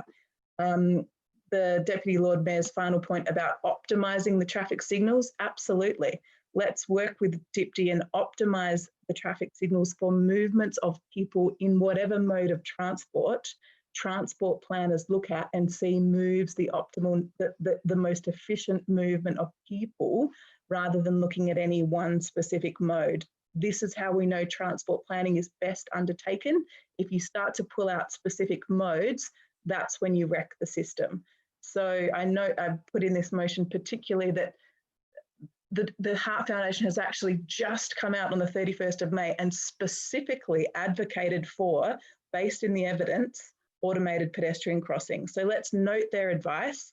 Let's note that there has been some change due to COVID, and let's actually look at it without any bias of a specific transport mode and have a review to look at the optimisation of movement of people through the city. Thank you, Councillor Donovan. I'll go to Councillor Martin. Councillor Kerr, I do have your hand up, but as the seconder of the motion, I have to go to Councillor Martin first. Councillor Martin, if you and I keep pressing the button at the same time, I'll never be able to unmute you. You'll have to. Yeah, no, Lord Mayor, it's a fault in the system because it comes up as unmute after you clicked. I can hear you click, it's there, I press it, nothing happens. Look, I reserve my right. We'll keep trying. Yeah, I reserve my right. Okay, thank you. Councillor Kerr. Just to clarify, are we speaking, is this an amendment? Has this been seconded? This is an amendment passed by Councillor Donovan, seconded by Councillor Martin. Okay, I'll speak to it. I don't support this amendment. I think it amounts to hijacking Councillor, the Deputy Lord Mayor's original motion. I think it amounts to effectively changing the motion completely and turning it into anti-car activism. And I will just briefly read, the two top-rated readers' comments. The two top-rated readers' comments to the article. We had an article that was published in the Times in which all of us spoke about the ideas that we have to rejuvenate the city. I think we all recall that. Here are the two top-rated readers' comments. First one is not interested in the CBD anymore. The second top-rater's comment is this. ACCC have gone out of their way to decimate business in the CBD with bike and bus lanes, expensive parking and exorbitant parking fines. Latest ridiculous idea they have is for pop-up bike lanes, seemingly determined to keep motor vehicles out of the city. Good luck, as many shoppers have now boycotted the CBD. Now, these are the top-rated comments. So we have a perception problem. This is always, now I'm speaking against this motion, and in doing so, I would like to commend the original motion. I think it's a balancing act. We do have to recognise that on balance, COVID has left South Australia. It is not an issue anymore. But what we are in now is the recovery phase. And clearly, the perception problem is there. The recovery phase involves returning traffic to an efficient, in fact, improving traffic so it's even more efficient than it was before. So I do not support this amendment. I do support the original motion. Thank you, Councillor Kerr. I am looking to see if there's any more speakers to this amendment. If not, I will go to the move to sum up. Councillor Martin, did you wish to speak? Yeah, we're doing it again. Okay, I will get you to press your button. Okay, I've pressed this one. Beautiful. All right. Okay. I press it, you press it. Thank you. Yes, I've got it. I've worked it out. Now, look, I thank Councillor Donovan for this motion. And look, I really am disappointed that whenever a subject of this nature comes up, we have instantly these anti-car activism comments and commentary running. And the assertion that somehow the fate of the city has been determined by the way in which it manages motor vehicle traffic. Now, the truth of the matter is, it may be part of the issue. It is not the biggest issue. The issue is the offering. The City of Adelaide doesn't offer as much as suburban Westfield centres. That is always the problem. They provide a better shopping experience. First of all, there is free parking. Secondly, there is easy access. Thirdly, it is an undercover experience that is insulated from the elements. And finally, and increasingly, and particularly in relation to Burnside, there's a bigger offering and variety of retail outlets. Now, these are serious issues. They are the fundamentals we're not addressing. They are the things about which we should be spending hours debating and trying to find solutions to. Instead, we are debating, ignoring a state government declared major emergency, which at its centre includes measures such as avoiding touching objects, including such things as physical contact through even shaking hands, to enable vehicles to move in and out of the city. Now, I feel disappointed, to say the least, nostalgic also, because it does take me back. Not that I can remember precisely, but I do remember the 60s when tram tracks were pulled up everywhere in favour of cars, and in South Australia as a means of attracting car manufacturers by demonstrating to them our commitment to the car. Now, those days are past. We are now in a much more sophisticated society than any of us realise, one in which there is a cohabitation of various transport modes. Pedestrians using public transport, cyclists, vehicles, they are all welcome. And the means by which we get them here is to provide them with a satisfactory experience.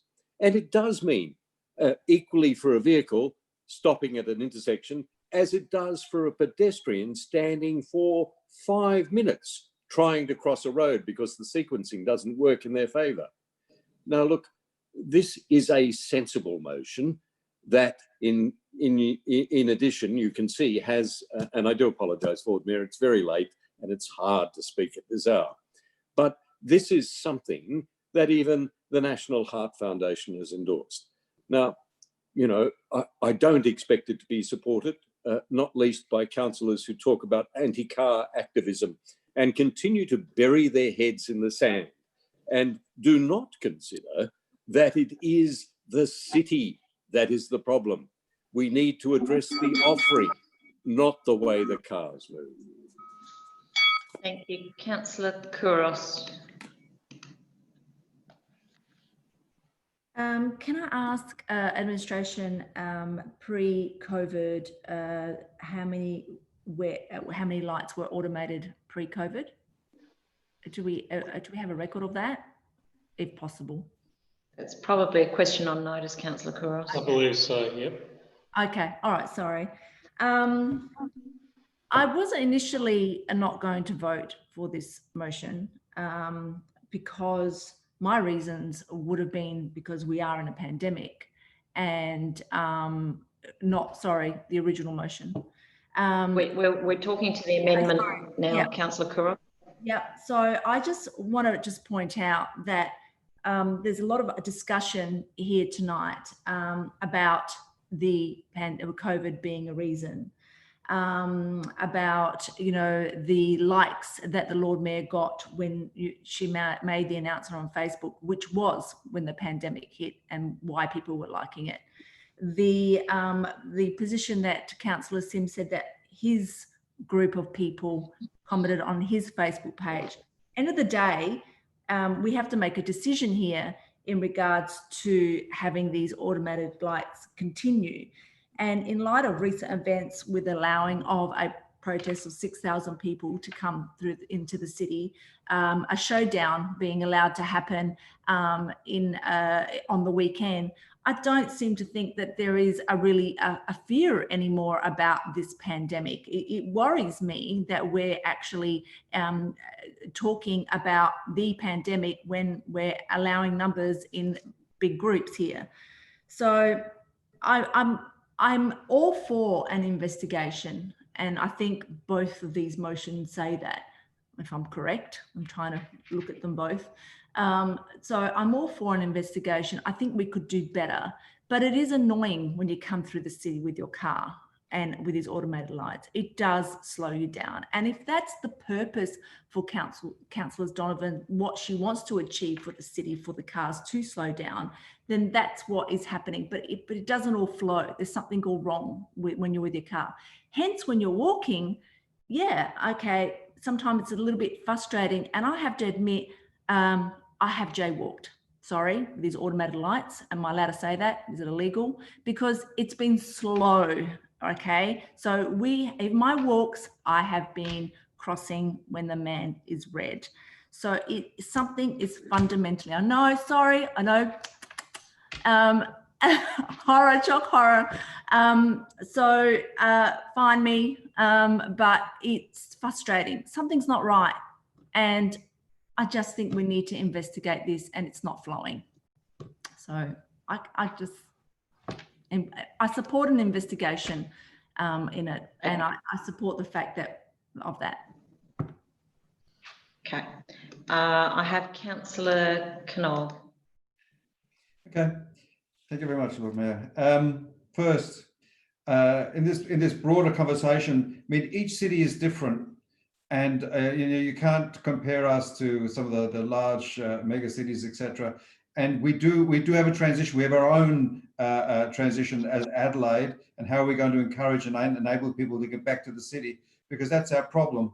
I mean, our relevance to the greater Adelaide has been very highlighted by our esteemed colleague from the north, and I'm quite amazed that we had denigrating the city to the degree of saying that all these others are much better than us. They are certainly, the opposition and the other suburban shopping centres are doing a great job, but it is our role to highlight the city and what it does offer, and it does offer a much more than the others, except that it is not as convenient. So first, we must bring the people in. You bring them in by the modes of transport they're using now. You make it easy and convenient. Why? Because you want them to be here. Now you make other modes of transport easy and convenient. That means that they can use public transport and things like that, because the objective here, a bike is not worth anything and walking is not worth anything if you have to walk or bike between 5 and 10 kilometers, because that's no longer convenient. You want people to move into these areas. You do that progressively by increasing the need and increasing the desire for these things. So that is how you do that. No, and the other is certainly, once we've achieved these things, I'm all for making things in the pedestrians and for bikes and all that, because you'll see the need, because they'll be there.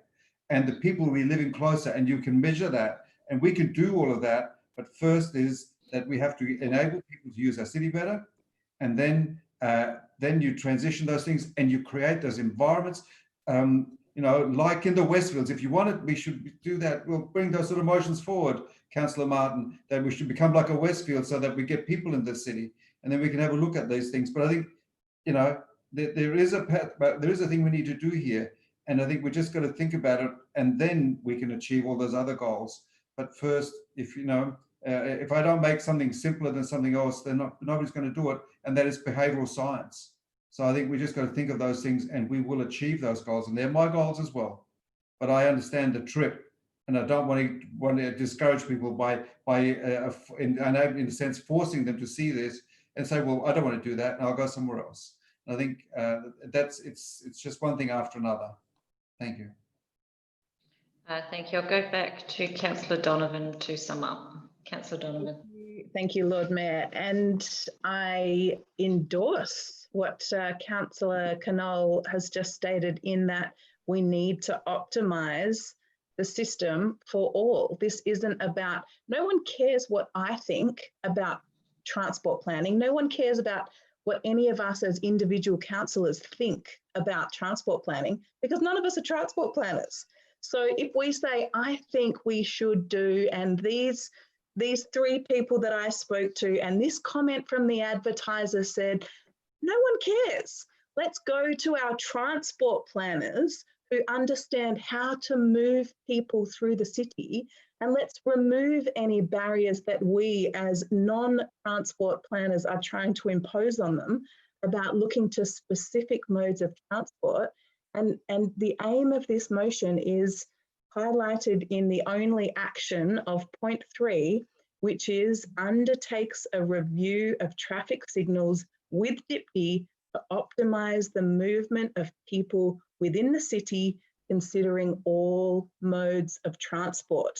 Because anyone who has any understanding of transport planning would know that if you optimise it for any single mode, you do not get the best outcome. So we need to remove any of our personal preferences about which mode should be optimised, and unleash the possibilities for those who have all of the expertise to do their job. That is the point of this motion. The point of adding in there the comments about Heart Foundation is to note that they, as the national body, have specifically mentioned automated pedestrian crossings. That was the primary point for including that within the motion, that they have looked to the evidence, they've done all of the review of the evidence and have specifically requested and put out a position statement to every capital city that they should be prioritising these 3 things in the post-COVID environment. So let's unleash any of our individual preferences. Let's recognise none of us are transport planners, and let's actually look to our experts to do that job for us and to optimise the movement of people within the city, considering all modes of transport. Thank you, Councillor Donovan. Members, to the vote. Those in favour of the amendment? Those against? Okay, that is lost. We go back to the, sorry, yes, Councillor Sims? Division, please, Lord Mayor. Jenny? Council members, the division has been called on the amendment. Would all those in favour of the amendment please raise their hand, leave it raised until I call it no. Councillor Sims, Councillor Donovan, Councillor Martin, Councillor Mackie. Okay, that takes us back to the substantive. And if there's no other speakers, I'll go back to the Deputy Lord Mayor. Sorry, Lord Mayor. I have a suggestion and a potential way to keep, I think, the most amount of people happy. Noting that I can't actually do it myself, but if we were to insert the words "optimise for people" into the motion, and if someone somewhere could suggest that as a variation, and if we kept the bit about removing the inherent bias against cars, so we're still optimising for people and we're removing the bias against cars, I think that would keep on balance the majority of councillors somewhat pleased. Well, I have Councillor Kouros, who... I'm happy to move that. So I reckon it's optimise on point 3. Yeah. So if we could just actually capture that for the... Sorry, Lord Mayor, could we just repeat what is being proposed? I just missed the beginning. Yeah, undertakes a review of the traffic signals with Deputy to optimise for the movement of people. Oh, can't I? Is that correct? Is that what you're trying to do, Deputy Lord Mayor? Yes, and keep in there removing the bias against cars, etc. Okay. I can see your hand, sorry, Jenny. Councillor Kira. Let me just get this first. Thanks. Can I just put to the Deputy Lord Mayor that he may want to consider including after the words the movement of people, including drivers. Well, that's the cars. Yeah. Sorry, Jesse. No, what my point is that we're still at 3, removing the inherent bias against car movement in the city. Are you retaining that removing the? Yeah, Yeah. Okay, I thought you're removing. No. Okay, fine. Okay, so I also need to. So that's. So. I actually need a seconder. Are you asking? Sorry, so I need actually Deputy Lord Mayor to accept that. Oh, okay. Amendment to his motion and also the seconder.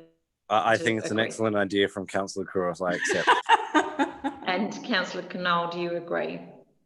Yeah. Okay. Councillor Donovan. Just point of clarification, and I am loving the attempt to make all things work, but it actually does not work to optimise the movement of people whilst assuming that there is any inherent bias against car movement. It can't be both.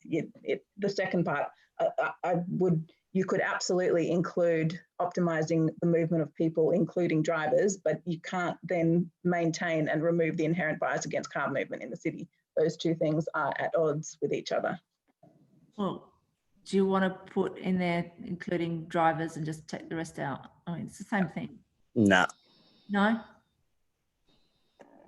nah, that's the best we're going to get. Doesn't work. Okay, so members, while we are there, I am just going to mute you all. I don't have any hands raised. I am going to go to the Deputy Lord Mayor to sum up. Thanks, Lord Mayor. I think this one will still do the trick, because there definitely is, and it has been confirmed to me by our transport planners, that there is a bias against car movement, and it's a bias against car movement in a particular direction. It's there to impede the movement of people in cars. We know that. Having said that, though, there absolutely is still scope to improve, generally speaking, the movement of people in the city. I believe there's absolutely scope there. I confess, as Councillor Kouros has, I do jaywalk occasionally. And I wouldn't contend that this motion, as has been suggested, perhaps not in this meeting, but previously over email, that it's anti-pedestrian or anti-walker. I mean, I'm an avid walker. I walk most days around the place. I walk around my precinct. I used to press the buttons on the pedestrian crossings quite happily. And yeah, it does frustrate me as well. And certainly at some points in the city, there is space for reclamation of footpaths from certain areas for pedestrians and other such activities. So I do think we can look at the system as a whole and try and get the best of both worlds, bearing in mind the infrastructure that's being built around the greater metro area. It is unfortunate that the city, as we are in the central part of that metro area, we're beholden to other traffic, but let's take a look at the whole system. Let's take a fresh look at it and see if we can move the most amount of people.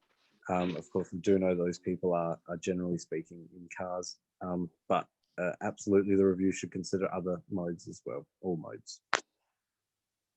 Okay, members, we're going to the vote. You just dropped out, Deputy Lord Mayor. Thank you. Members, we're going to the vote. Those in favour? Those against?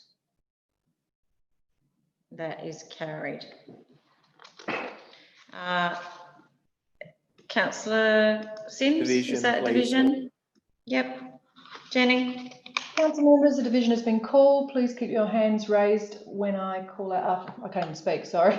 Please keep your hands raised until I call all names. Thank you. We have Councillor Kouros, Councillor Abrahimzadeh, Councillor Knoll, Councillor Kira, Councillor Ho, Deputy Lord Mayor.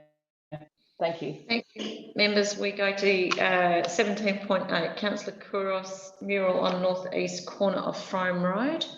You want to take the motion as read? Yes. Thank you. And I'll seek a seconder.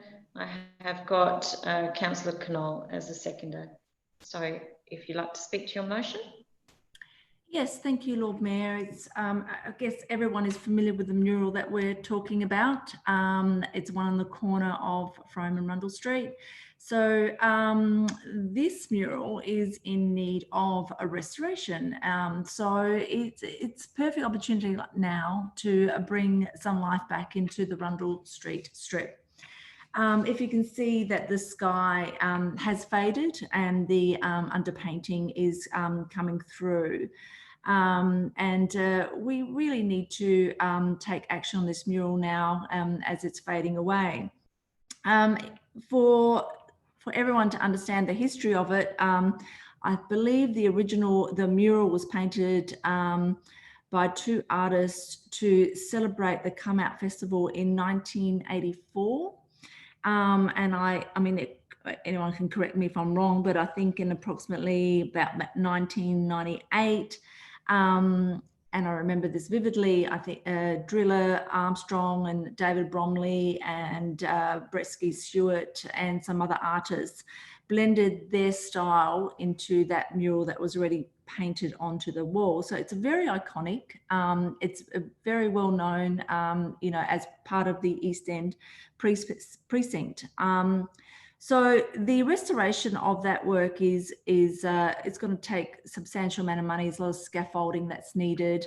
And I think it will be a perfect opportunity that, since the Adelaide City Council initially supported the work back in 1998, that we can, you know, investigate ways that we can support the renewal and the restoration of the mural and add value to back to the precinct. Thank you. Councillor Knoll, did you wish to speak? Reserve. Thank you. Councillor Kira. Thanks, Lord Mayor. I support this. It's a good idea. We do want to make sure, and I'll just put this in administration because it wasn't clear from their comment. We will have complete scope to approve what may go up on the wall as part of this refreshment or restoration. We're not, because the words are fairly unclear: refresh, restore. There might be new material added. We don't know, but what we want to do is make sure that we all approve what goes forward, to make sure that what does go forward for the next 50 years looks lovely, is in keeping with the original spirit, and is something that we don't we don't have any concerns about down the track. So can the administration speak to that, please? I would imagine that it goes through the Public Art Roundtable, but CEO? Yeah, through Lord Mayor, the part 3, Claire's there, but part 3 does suggest that we investigate opportunities. But Claire, any further thoughts?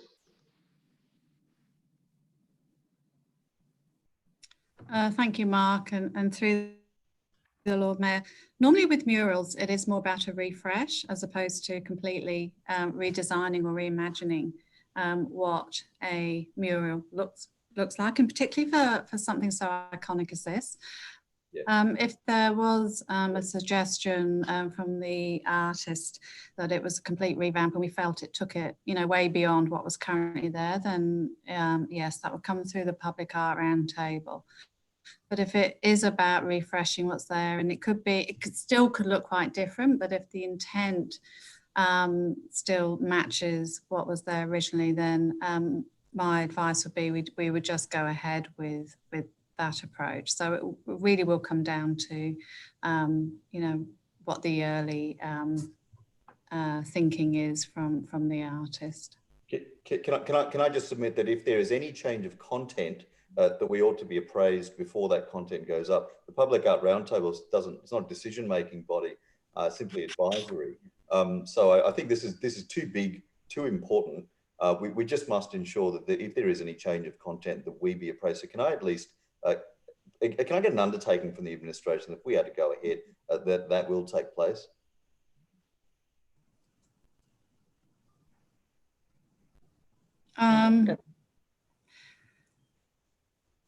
Probably, yeah. So, so what are you looking to achieve? Do you want to approve what the refresh looks like? So that's unusual, councillor. We wouldn't normally bring something like this into the chamber for formal approval, because public art is so subjective.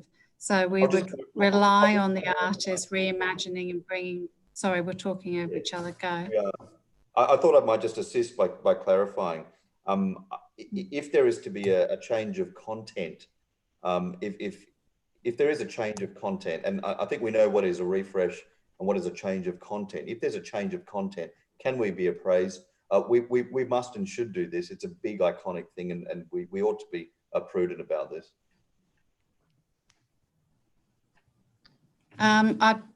So rather than do an undertaking, because it is a shift in how we would normally approach something like this, my advice would be to do an amendment, councillor, and that will enable the chamber to have a view. Okay. Look. I'll just put this to Councillor Kouros. Would you consider just varying the motion so that number 4 just says any change of content to be approved by council before any change of content to be approved by council before execution.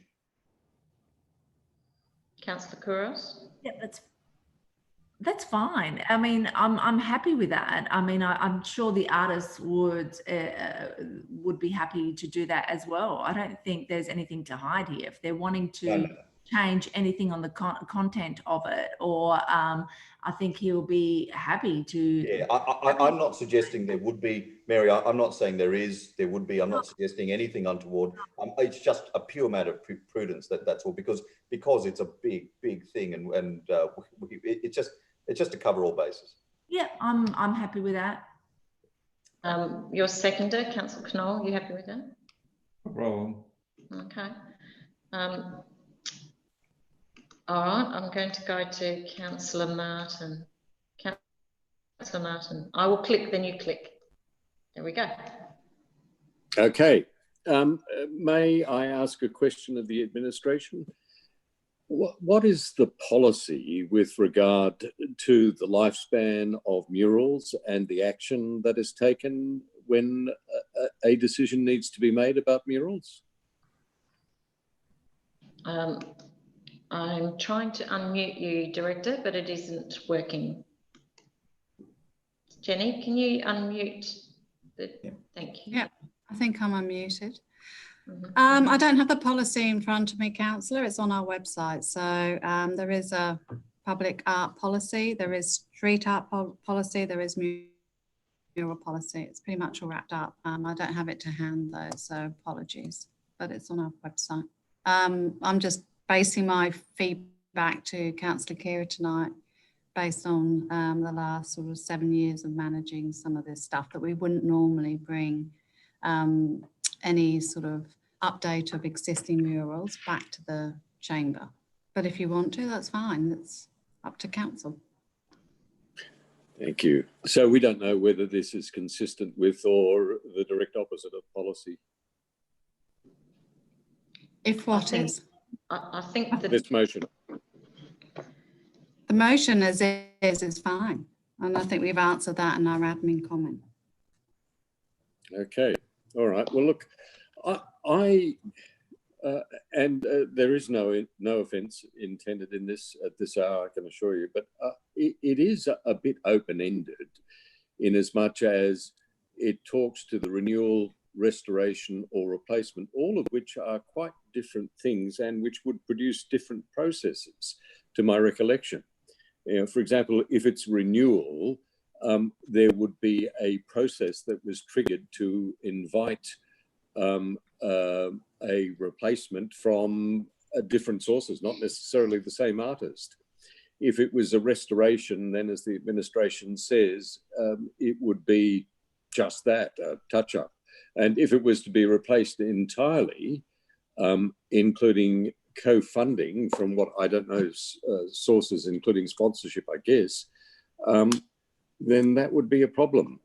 Moreover, it is a very large step for us to be taking now to be asking that works of public art are brought to the elected body for approval. Such matters are usually referred for expert external opinion and generally through groups such as the Public Art Roundtable, on which Councillor Kira sits and which I and the Lord Mayor sit, but in which we are a minority. In fact, expert opinion dominates. I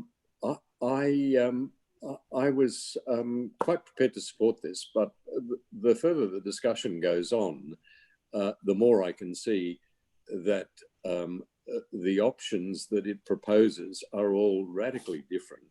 And the final note, which requires the council to approve any change of content, establishes a precedent with which I'm not comfortable and with which I would think that the arts community would be a bit disturbed about as well. So look, I won't be supporting this.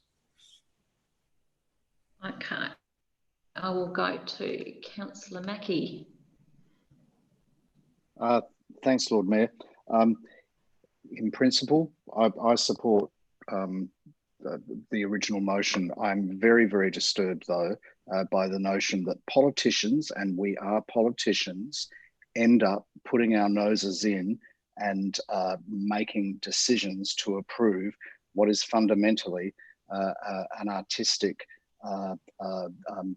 process that, quite frankly, decades of practice at state and Commonwealth and city government level have shown to be best left at arm's length from politicians. To take nothing away from the fact that, you know, I might think that I have a decent aesthetic, and Councillor Kira, I'm sure, likewise. We should not be in the business of being the arbiters of what goes up, because I can guarantee you, once we start doing that, our stores with the community will go down. Thank you. Thank you. I have got Councillor Donovan. I'm just going to make a suggestion that whether you want to make that last change or variation to be any change voted by council rather than approved by council. I do actually, it is very, very unusual for an artwork to come into council to be approved. That's not the process that we have in any of our policy guidelines. And so that would be a very unusual step for us to do that. Plus, I do note that the motion on notice is requesting an investigation of the opportunities. It's actually not saying that we are going ahead. It's actually investigating what opportunities we have to support the mural, given that it's actually in need of a refresh. Just keeping that in mind, councillors. I will go to Councillor Sims, and then Councillor Donovan, and then back to Councillor Kara, I think, for a question. Councillor Sims. Yeah, I'm certainly supportive of the original motion, Lord Mayor. I do have some concerns around the addition, similar to yourself, Councillor Mackie and Councillor Martin, because I think it does establish a bit of a precedent. And I don't think that politicians should be interfering in artistic freedom. And I think it's a very important principle that artists operate arm's length from the political class. And I think it does set a dangerous precedent if this council is going to start suggesting or passing judgment or approving particular artworks and murals that are commissioned in the city of Adelaide. I don't think that's our role. So yes, I would encourage Councillor Kouros as the mover to consider a different way of capturing that. Maybe simply noting, or as you've suggested, Lord Mayor, would be a good way forward. But I'd just urge councillors to be really careful about the precedent that we're establishing here. Thank you. I have Councillor Donovan. Thanks, Lord Mayor. I was along similar lines going to suggest potentially that we could take this in parts, because I think most councillors would be supportive of 1, 2 and 3, but point 4 continues this streak that we seem to be on at the moment of bringing things back into council for review. And I think, you know, there's quite a few of us who have recently done the company directors course where it was emphasised that council's job is strategic, admin's job is operational delivery. So our job is to look at the overall strategy, not to get in the way of administration delivering on their operational plan, and bringing all of these things back in for an annual review of grants, and this bringing in specific changes like this, it really does get in the way of administration. So just a suggestion that we could take it in parts so that point 4 can be considered separately. Check with the mover when we get to summation. Did you have a question, Councillor Kira? Yeah, Lord Mayor, what was your, I mean, I'm taking on board what everyone says, and I don't think it's anyone's intent to veer from the procedure. And this is a very unusual, well, we haven't had a motion like this before, we've discussed this before. So I do appreciate Claire telling us that what procedural happens and your response to Lord Mayor. But what did you say would be an alternative amendment, did you say? Just in terms of number 4, instead of approve, that it would be noted by council, just means that we would know before it's executed. There's no approval process, it's simply a noting process. I will, Jesse, Councillor Kira had his hand up, so I will go to Councillor Kira first. Thanks. Am I able to comment at this juncture? Yes. Yep. Look, can I just say, Lord Mayor, there's been some real polarising of this being suggested by some other councillors. I think it's completely unwarranted. There is no one, and there's nothing in that final at number 4 that suggests any artistic interference. No one is saying we're going to dictate to the artists what it is that they want to include as their refresh or their update or whatever it is. The problem is that we've got some very nebulous terms about the actual. There's a fair bit of leeway. This is not about politicians interfering with artists. This is about a city council ensuring that the biggest, most prominent mural in the city, the #1 biggest and most well-known piece of public art, has at least the councillors themselves some level of approval before it gets potentially changed. If we don't have this, if we are simply binding ourselves to not be allowed to have any say on whether something should go ahead or should not go ahead, then what's the point of being on council? We will be in serious trouble down the track if we bind ourselves in that way. Something goes up that is troubling, does not meet the approval of the public, and we say to them, well, it's what is it? What are the terms? It's precedent, or it's practice, or it's how things are done. They'll come and lynch us. This is just about basic prudence. We're not interfering with the artist's work. We just want to be able to say, okay, listen, before it goes up, let's just see what's proposed and just yay or nay. That's it. Okay. And I'm sorry, Councillor Kira, but you had spoken before, so you got an extra soundbite in there. Councillor Martin, you have already spoken, I think, as well. So was this a question? I can't have the same privilege as Councillor Kira? No, I'm sorry. Okay, then I have a question. Look, I am looking for some confirmation from the administration that the term needs a refresh is appropriate. Look, I know there are people who think that the Colosseum needs a refresh, and that many of our protected buildings, what's the word I'm looking for? I'm sorry, Lord Mayor, it's early in the morning. Heritage buildings need a retouch. So what is the definition?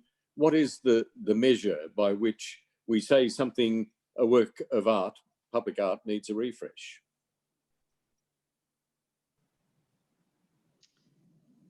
I will ask Deputy CEO if the unmute button ever works for me ever again. There you go. Deputy CEO. Thank you, Lord Mayor. So there's various terminologies that we use in relation to public art, Councillor Martin. And refresh, I would take the dictionary understanding of that, which would be a touch-up of an existing work of art.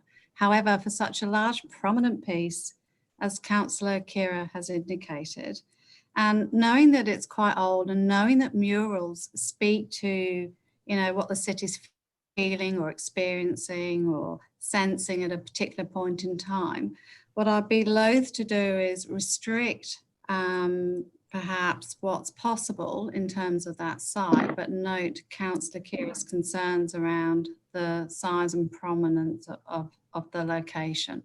So it's not a new piece of art talking to a particular brief that the Public Art Roundtable would sign off on. This is a large, prominent mural that the artist and others have said they want to refresh. I don't want to constrain what refresh might look like. What I'd like to see is what comes back. And it could be quite different. I don't know. The city's changed. The area's changed. And, what's happening around that East End has changed. So, yeah, I'm not sure I can give you the clarity that you're looking for tonight. No, that's all right. None of us can provide clarity at this hour, but can you confirm for me that Driller has suggested it needs a refresh? Who are you asking the question of? I'm assuming you're asking the question of Councillor Kouros. I will. No, Deputy CEO said, I thought, and I'm just checking, she did say, Driller had asked for a refresh. So. Can I answer that? No, well, I was in the paper. The CEO said. It was in the paper. I didn't read that, I'm sorry. But look, I'm just forgetting Sorry, everything. I can confirm we've been working with Driller for a few months now. Driller has been in touch with us and he's been working with our culture team around the site. So. Okay. Well, that's thank you for that. That's really... Great. I have other people who are still waiting to speak, so I will go to the Deputy Lord Mayor. Thanks, Lord Mayor. It is a vexing issue, isn't it? Because I mean, I'm loath for us to be the Politburo or, you know, Commission for Censorship, but at the same time, I'm not balancing that against wishing to interfere with any artistic or creative process. I'm balancing that in my mind against the fact that this mural now is really a part of Adelaide. It's a part of our heritage, I think, as well. And so, you know, naturally with things that are a part of our heritage, people are often unwilling to see them change. Sometimes isn't necessarily a bad thing, but I do think we will see some blowback if it does depart too heavily from it. If the original motion was more prescriptive in saying that it is a restoration, as opposed to a renewal or a replacement. Yeah, I would be far more comfortable. And I know, you know, in some respects, an artist's work is never done, and they always often touch up their works after the fact. But yeah, I would just feel uncomfortable with the substantial departure from what's already there. And I think a lot of people who've grown to love that little corner on Rundle Street may feel uncomfortable with that as well. So that's why I'm erring on the side of keeping 4. So are you suggesting any variation to the motion before us, or are you just making a comment? I'm just commenting. I'm saying that I'm not completely at ease, but erring on the side of keeping 4 as it is. Noting, of course, that this is a report, an investigation requires that would come back into us anyway. I have no other hands up. I'm going to go to Councillor Kouros to sum up. Something that I thought that was going to be so simple, and it's ended up being so complicated. I really, look, the whole intent was to investigate, and I would want to go down that path. We still have to get in touch with the owner and whether he will agree with this, and we still haven't gone down that path. So the whole thing is about an investigation. I'm going to accept the Lord Mayor to say that, to note it. I think, you know, I don't want to veer from what we normally do with public art. I understand where Jesse is coming from, and I understand his concerns, and like Councillor or Deputy Lord Mayor said, you know, change is hard for some people, but, you know, I guess I think just leaving it as what the Lord Mayor suggested, just noting it is fair, and it's a fair compromise. It comes through council and it allows for some debate if required. But we don't know. This may not even happen. It's just a possibility of it being an investigation to allow for some opportunities for this renewal to happen. And that's all I basically wanted. And I didn't want to complicate anything further. Okay, so I don't, sorry, I'm just checking. I don't think you can actually change that. It is what it is now. Okay. So, but with your permission, I will take it in parts. Okay. Yep. So members, show of hands, I'll do this in parts. So we'll go, 1 and 2 are for noting, so I'll do 1 and 2 together. So members, those that in favour of 1 and 2, please raise your hand. That is carried. Members, those in favour of number 3, please raise your hand. Oh, my apologies, I forgot to do those against for the last one, but I think I have anyone. Thank you, that is carried. Those against, just that last point, number 3. I think I've got everybody. And number 4, members, those in favour of number 4, please raise your hand. Got 3, those against. So that is lost. So members, we have points 1, 2 and 3. That will of course come through with a report to council around the opportunities for us to look at that and fund it. That takes us, members, to 17.9, Councillor Kira, Christmas in the City. Thanks, Lord Mayor. I'm going to withdraw this. I understand Councillor Kouros raised a very similar motion about which I forgot. But let's just all reiterate the need to make this Christmas as big and as beautiful as possible, given this is now coming up post-COVID. This year's festival is going to be very much about not just comfort and joy, but also about spending. So I know there's a workshop. I hope we get lots of detail. Let's dig deep into Christmas. Let's all support it. Let's all put ideas forward, and that's it. Excellent. Thank you, Councillor Kira. That takes us to 17.10, Councillor Martin. Yes, Lord Mayor. I'll take the motion as read and look for a seconder. Would you like me to read it? No.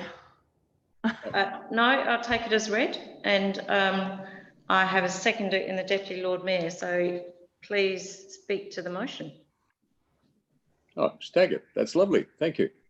Now, look, Lord Mayor, this is arguably the most important matter on the agenda tonight. It's a direct request to each member of council to do something to help our stakeholders, the majority of them small businesses here in the City of Adelaide. And Lord Mayor, we do need to help small businesses in the City of Adelaide survive the COVID tsunami. Now, we did see earlier tonight the administration's view of providing direct assistance to business, of which there have been very few measures apart from the $4 million package, primarily aimed at giving a rent holiday to our tenants.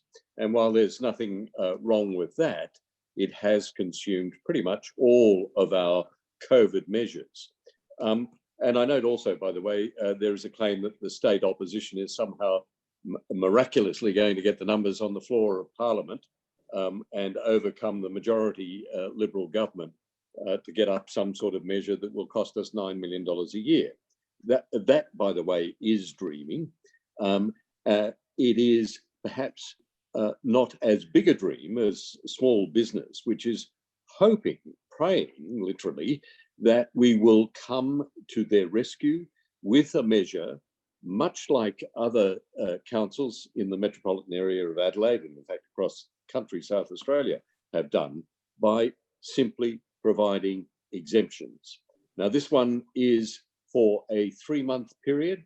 It is proposed that the administration investigate thoroughly so that it comes back to us with a proposal for equitable criteria to determine which small businesses would qualify, the manner in which the exemption would be granted, commentary on when it should apply, and I've suggested maybe September, which is when the JobKeeper program ends, and what the cost will be.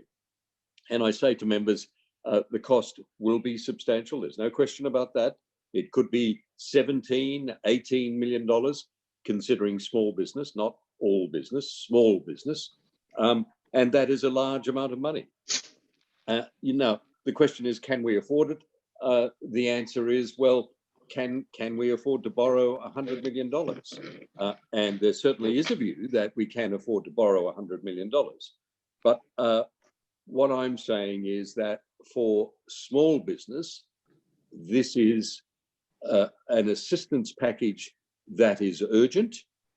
For us, it represents, sure, a large outlay, but it is not so large that we can't cope.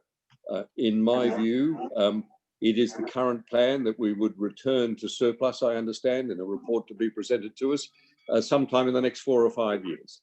This might delay it by a year. Thank you, Lord Mayor. And I'm asking you to support that small measure, which will do so much to aid the survival of small business. Thank you. Deputy Lord Mayor. I'll reserve my right for the moment. Thank you. Thank you. Councillor Sims. Thanks, Lord Mayor. Look, I must admit, this is something I probably ordinarily would not support. However, I will do so in this circumstance, noting that it is commissioning some modelling and noting that our small businesses are experiencing extreme pressure at the moment. And when I say it's something I wouldn't ordinarily support, that's simply because I'm not sure how we can afford to do it. But I think we should look at it, get the costings done, get some of the modelling done. And also I'd really like to see us have a discussion about what we can do with our revenue base.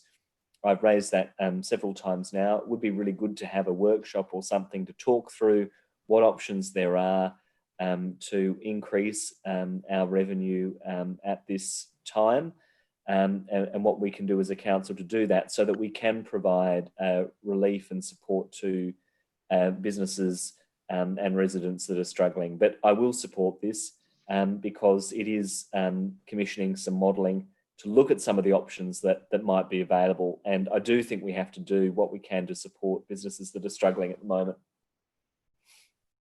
Thank you. I have no other speakers, so I'm going to go to the mover to sum up. Councillor Martin, I'll click the new click. I clicked, you clicked, we both clicked. Good. Look, thank you to the only speaker. Look, I fear that the absence of speakers is not a good thing for this motion. But look, you know, it is important. We have not done anything for small business beyond provide the assistance to our tenants and to provide advice to direct them to where they can get assistance. Many small businesses don't qualify for any, or they qualify for very little assistance. And we know from the experience of other local government areas where this exemption, this rate-free period has been offered, that businesses have said publicly, it's been reported in media, that it has been for them the difference between reopening or indeed continuing in their business. Now, I know that is difficult to believe. I have mentioned previously some of my ratepayers in North Adelaide have rates bills ranging between $10,000 and $40,000 or $50,000.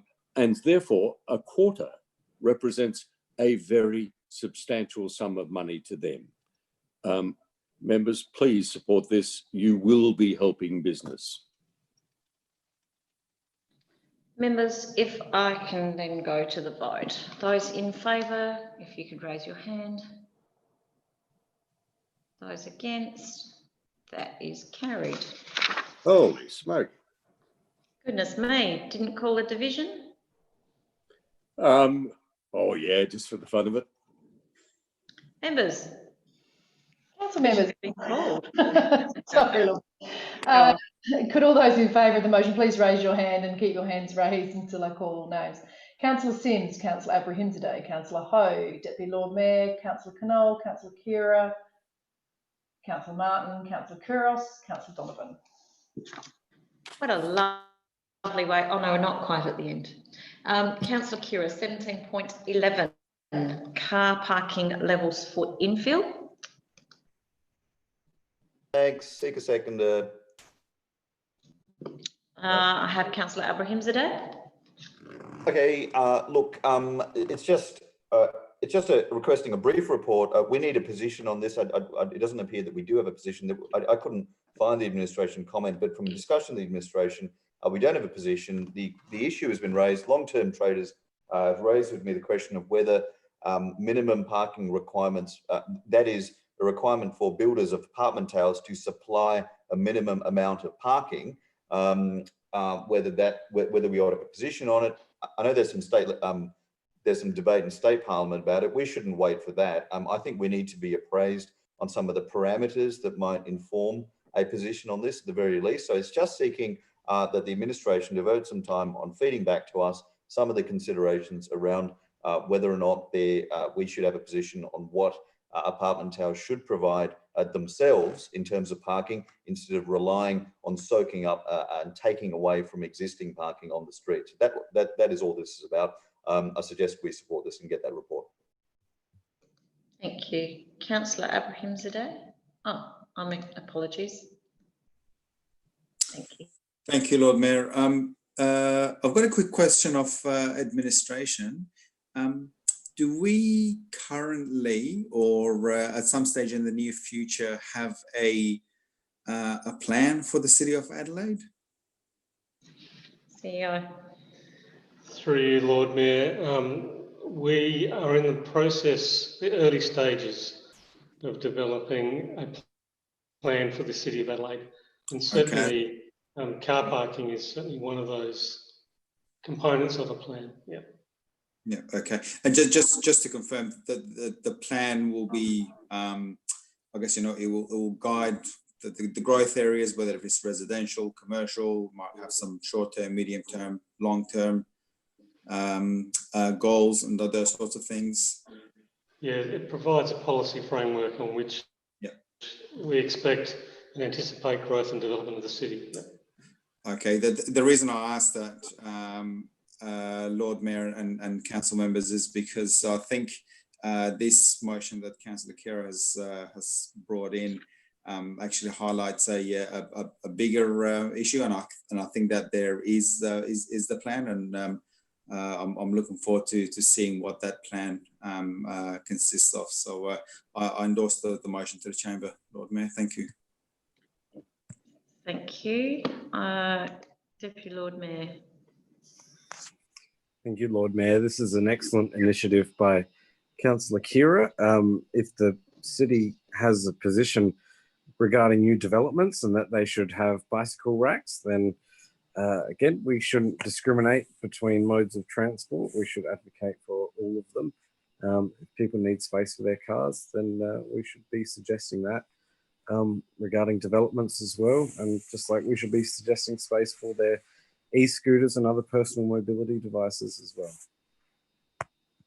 Thank you. I have Councillor Sims. Thanks, Lord Mayor. I won't be supporting this one. It comes at a time when lots of other cities around the world and around Australia are actually looking at getting rid of minimum car parking requirements for developments. And they're doing so not just because of environmental reasons, not just for environmental reasons, but because it drives up the cost of housing and apartments.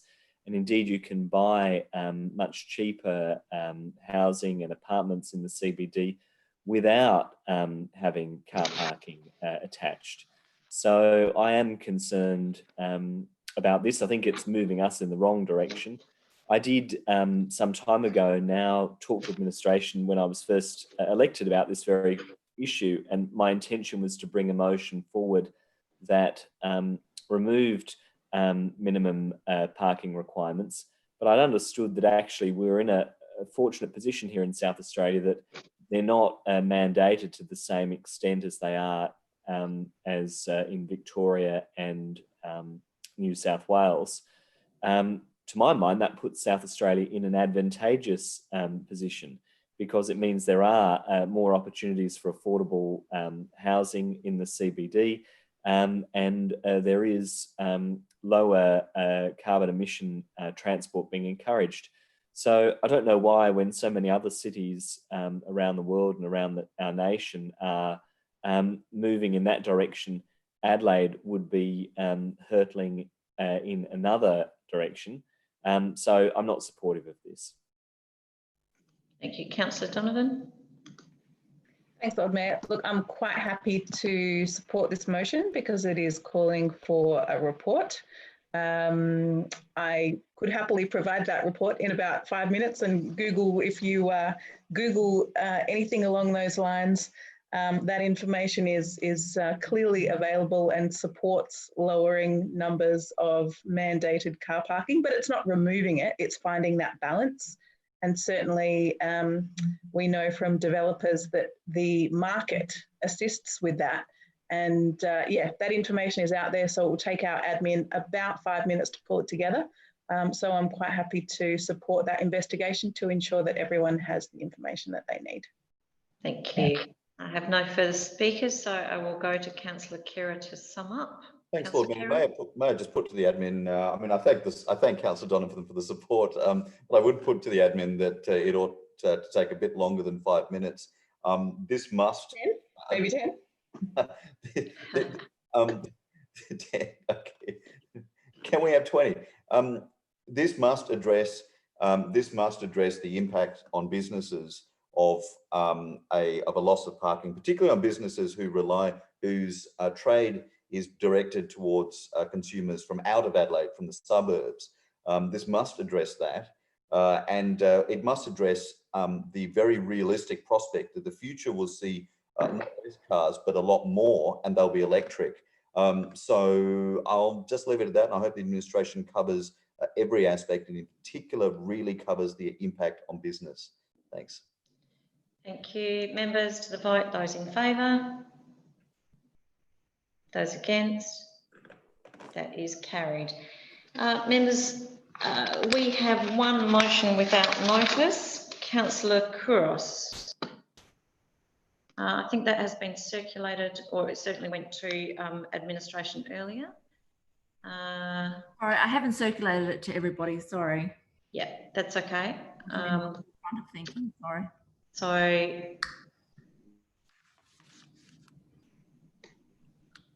Councillor Martin, are you seconding? No.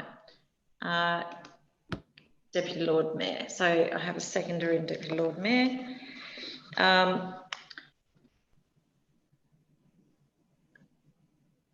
Councillor Kouros, would you like to speak to your motion? Yes, I know this is going to be brought on by some criticism by, I'm sure, several of the councillors here tonight, but it's not taking away about what happened on the weekend, and I'm not taking away what is going to happen this weekend. But the fact that to date, it has been reported that we've had 0 cases, 0 new cases. We've had 0 active cases of COVID-19. So, you know, the Police Commissioner allowed a protest of 6,000 people to go ahead on the weekend. Very worthy, of course. I'm not saying not want to enter into a debate about the reason for the protest. When I wrote this motion at the time, they were talking about 10,000 fans to attend the showdown on the weekend, but I think now it's 2 with 240 in a confined room with corporate box allowed to attend the showdown. With taking all this into account, with the businesses like cafes, restaurants, pubs, nightclubs, events, all of that still can't happen, yet we can have a showdown and we can have a protest. And these businesses are doing it tough. We talked about it all tonight. We talked about recovery. We talked about rate rebate for them, and they need to get on their feet, and they need to get on their feet fast. we've all done the right thing. I've done the right thing. Everyone's done the right thing, and everyone has done very well. And I congratulate South Australia for doing, and the people of South Australia for doing such a great job. But we've got 0 cases. So my motion here tonight, Lord Mayor, is to write to the Premier, the Health Minister and the Police Commissioner to call on the needs of the business community and to open up our state and to allow for our economy to recover. It's time. It's time we move forward. We haven't got any evidence of the fact that we've got anything community transmitted. And the fact that they felt safe enough for a showdown to happen this weekend and a protest to happen tells me that it is safe out there in our state. I do not want the borders to open. That is not what I'm asking. We still have to continue with the quarantine rules for people arriving from overseas. We know this is where all this comes, if that comes into our state, it will have a reverse effect. But let our local economy start thriving. Let us start picking up the pieces and let us start opening up our doors and having these restrictions that do not work, and to continue let the businesses operate in the capacity they can. Gyms, have funerals, restaurants to not be restricted, cafes. It's just time that we let them go forward in recovery. Thank you. Thank you, Deputy Lord Mayor. Thank you, Lord Mayor, and thank you, Councillor Kouros. Yes, completely agree with this sentiment. I think they should be allowing more people at the football. Even if you had 10,000 in a stadium that fits over 50,000, you could still be over and above the distancing requirements. But look, it's very clear that we are potentially approaching a point where COVID has been eradicated in South Australia, touch wood, notwithstanding some cases are asymptomatic, but we haven't seen any outbreaks. So I'm assuming we don't really have any here. I do think the motion has summed it up correctly. We need a hard border close. We need to keep our borders closed, and we need to open up entirely 100% within South Australia. That's how we get things happening here again. That's how we get significant portions of our economy functioning again. Thank you. Councillor Donovan. You have got to be joking. This is absolutely incredible. We have the CEO of SA Health. We have the Chief Medical Officer. We have the Police Commissioner and their slew of personnel who are analysing every aspect of this and who are giving recommendations, and little old City of Adelaide with our journalist and our little health psychologist and our realtor and our whatever else we have, business owners, we think we should be giving advice as to how we should be lifting COVID restrictions. Absolutely laughable. This is a great example of how we are meddling in things for which we have no expertise. I do not endorse this in any way, shape or form, and any letter from us to the Premier or anyone else would be flipped off into the distance, paper aeroplanes aside, and no consideration would be given to it whatsoever, because there are far more qualified people than us who are looking at all of the information that we do not have access to and making much more considered decisions than we could possibly do at 2 o'clock in the morning in our council meeting. Thank you. Councillor Simms.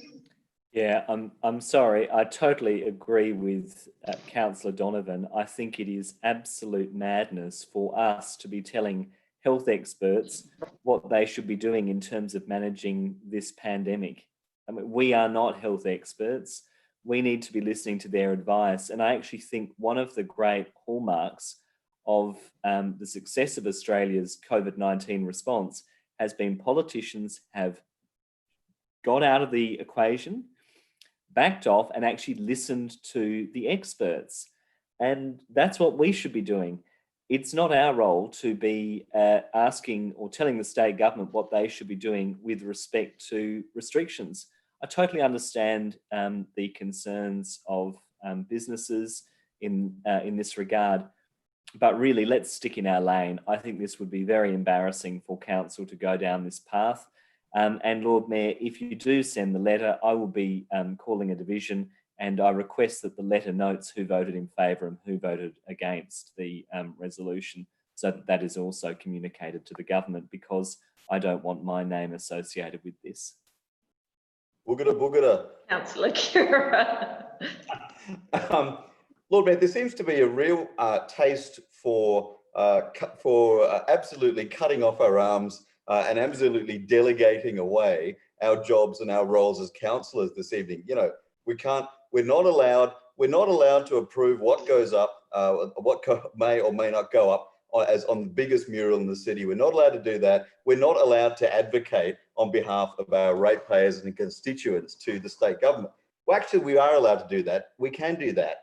In fact, that is our remit as councillors. I can see, look, Councillor Donovan has raised legitimate concerns about this. Yes, there will be countervailing issues. I'm going to suggest an amendment, which hopefully will just see this through. I mean, if Councillor Kouros may want it as a variation, I don't want to take claim over this motion, but so whichever it is, I'll just put it up, and that will be that at number 3, ask the Lord Mayor to write to the Premier, Health Minister and Police Commissioner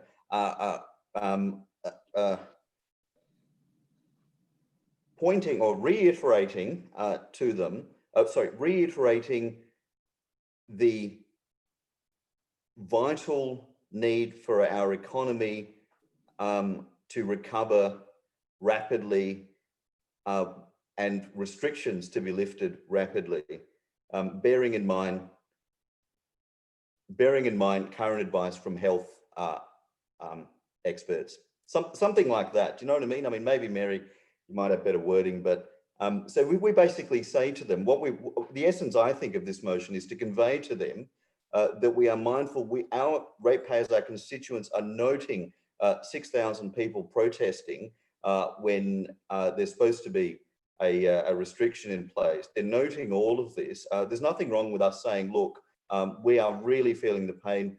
They know this, they're feeling the pain too, but I think reiterating the need to renew the economy by lifting restrictions, as soon as possible, something of that nature. Mary, do you? Okay, so I have to ask Councillor Kouros whether she wants to. I'm just going to check whether I can. Whether that's the exact wording. Can we just have variation, or whether I need a seconder? So, Councillor Kouros, can you have a look at what he's written there? I can't see it actually, but anyway. Okay, can you make your screen a bit bigger? So it basically says, ask the Lord Mayor to write to the Premier, Health Minister and Police Commissioner, reiterating the vital need for our economy to recover rapidly and restrictions to be lifted rapidly, bearing in mind advice from health professionals.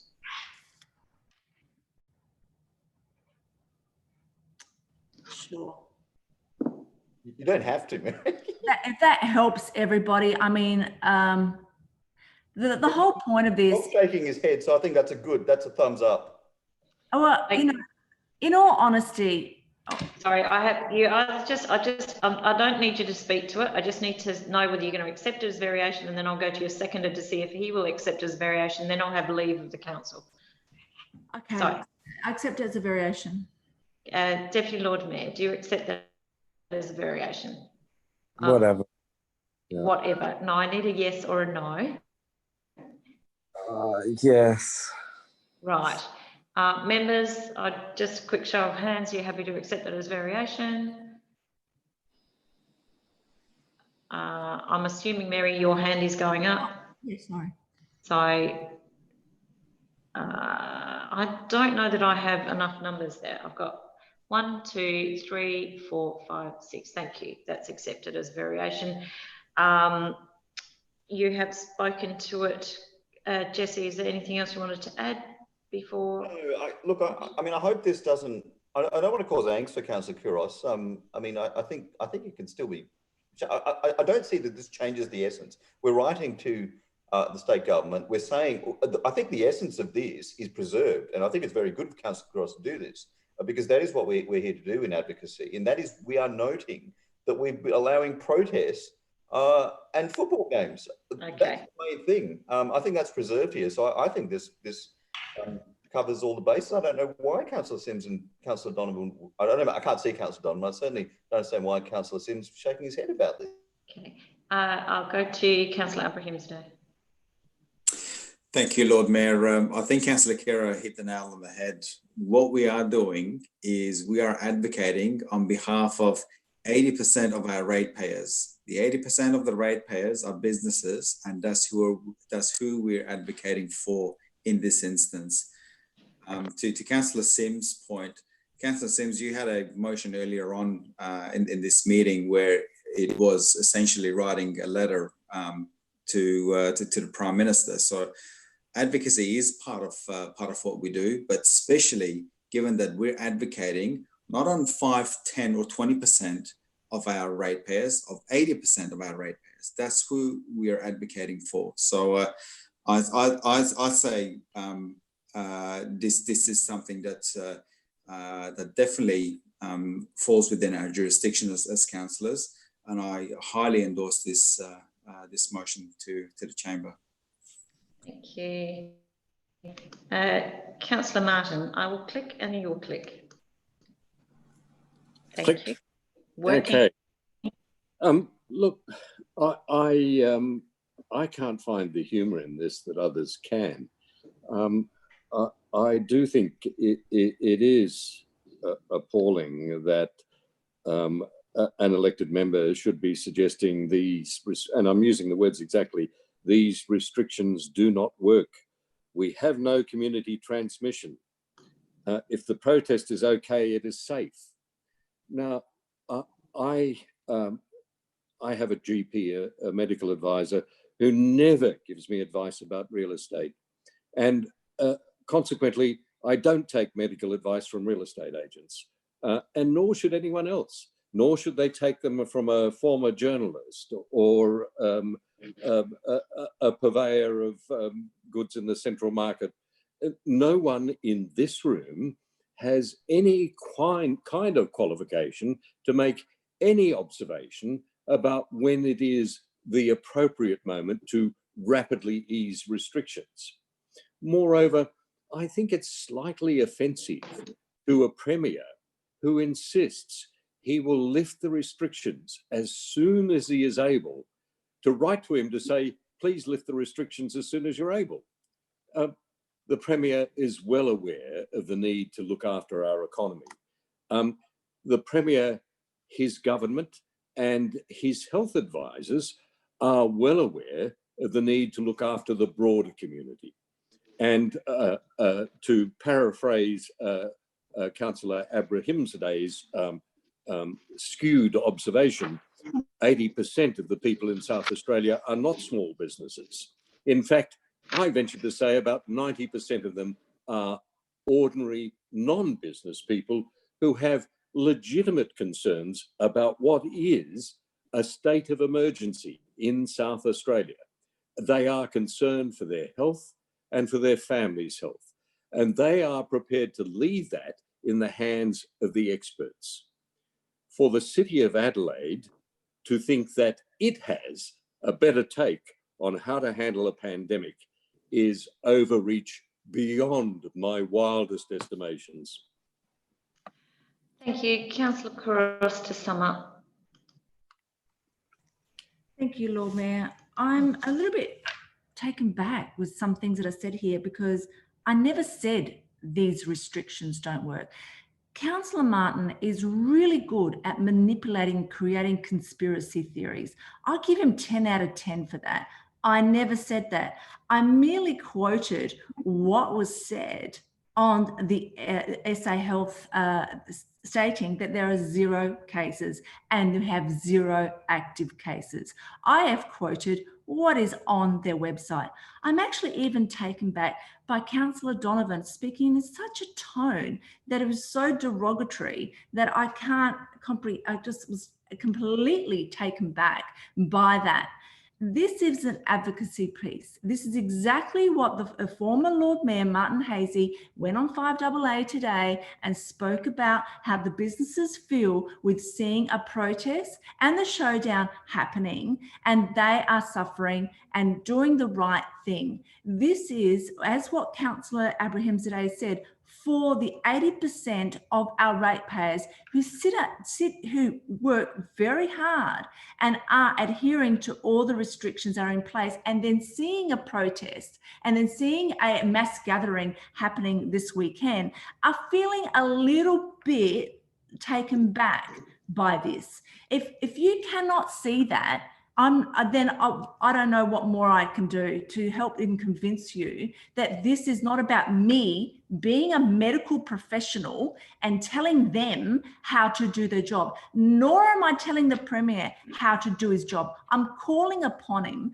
to actually take in consideration our ratepayers and for them to be allowed to start building their business back and recovering from this. I am appalled at this council, at these councillors that speak to me as though I am here to actually... Councillor Kouros, I'll stick to the motion before you. That was just completely wrong. I am not going against the advice of the Health Minister. I have never said the restrictions don't work. This is for the business out there that are doing tough. When you go and get your latte in the morning, that actually have been there since 6 a.m. When you actually sit down, you eat and you enjoy that food, you don't know the blood, sweat and tears that goes behind the scenes. When that gym owner opens up his gym, right, he has to count the numbers that come in and to reject people that can't come in, that are paid for a membership. They struggle. And this is for them that have watched the events unfold over the last week. Prior to these events unfolding, I was with you. Let's just follow exactly what they say. I was with you. Let's just tread carefully because they know, and they do know, and I'm not taking it away. But if you allow a protest to happen, and if you allow a showdown to happen, come on. What about the small guy out there? Okay. I have Councillor Abrahimzadeh. You had a point of clarification. Yeah, thanks, Lord Mayor. Councillor Kouros just confirmed it. I just wanted to clarify. Councillor Martin said that I said something along the lines of 80% of people in South Australia. I was actually referring to 80% of our rates coming from businesses. But as I said, Councillor Kouros just confirmed that for me. Okay. Members, with that, we will go to the vote. Councillor Martin, I'm sorry that we've summed up. I have asked all members if they have a point of clarification or a point of order to please use the chat. If you can use the chat, that makes it much easier for me to know whether hands are just up or not. Councillor Martin. Lord Mayor, can I just say I made it clear. As a point of clarification, I urge Councillor Abrahimzadeh to listen to the tape. I said, in answer to his suggestion that 80% of our ratepayers are small or business owners, that 80% of the people of South Australia are not business owners. And then I went on further. Okay. Now, Lord Mayor, additionally, I said, Councillor Kouros said these restrictions do not work, because I wrote it down, and I urge her to listen to the tape, and then she will understand she said it. Thank you.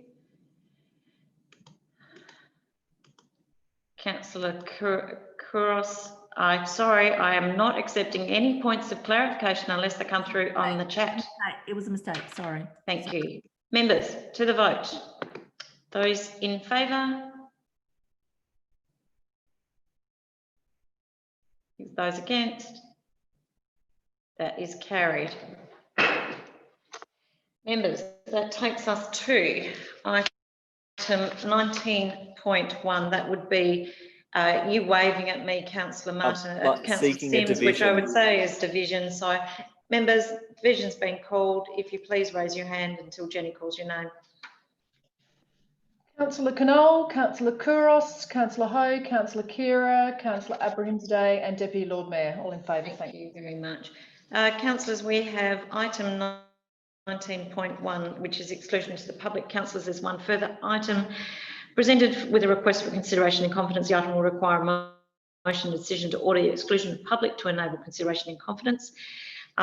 If I could have a mover and a seconder for a motion to order the exclusion of the public for item 20.1. Councillor Martin, notice on question on notice winter lights.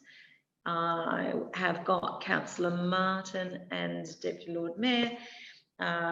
Members, any discussion? If not, I'll go to the vote. Those in favour? So, Councillor Martin, rather than saying, "Oh, Lord Mayor," and I can read lips, you are unmuted. Lord Mayor, I had my hand raised. It was cancelled.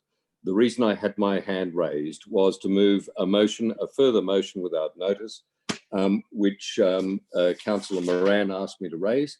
And the second thing was to say to you, I am withdrawing 20.1, so there is no need for item 19.1. Thank you.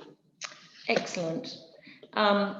The motion without notice, I apologise. The next motion on the agenda was actually the exclusion. What was the motion without notice that you're moving on behalf of someone who's not here? Well, it now becomes my motion that Council 1 sends a delegation, including the Lord Mayor and the Deputy Lord Mayor, to speak to the Premier to provide input into the review of the delivery of homeless services the state government is currently undertaking, and 2, suggests assisting the review by sharing our intimate knowledge of the city and proposing the possibility of a repurposed bus station or the repair of 430 Morford Street, which was built by the Salvation Army to house the homeless and is currently empty.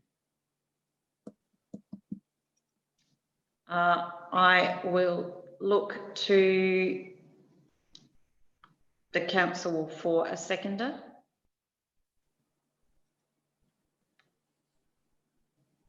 Councillor Sims. Electronic hands, please. Sorry, I'm looking down here for a seconder. Thank you, Councillor Sims. Councillor Martin.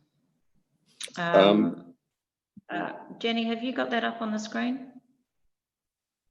No, I haven't, Lord Mayor. Sorry, I wasn't aware of that one. I was just going to go back to my emails and see if it's the same as. No, if you look at 17.5, it is Councillor Moran's motion that was withdrawn because she left prior to the confidential reports, so she wasn't able to be here for the motions on notice.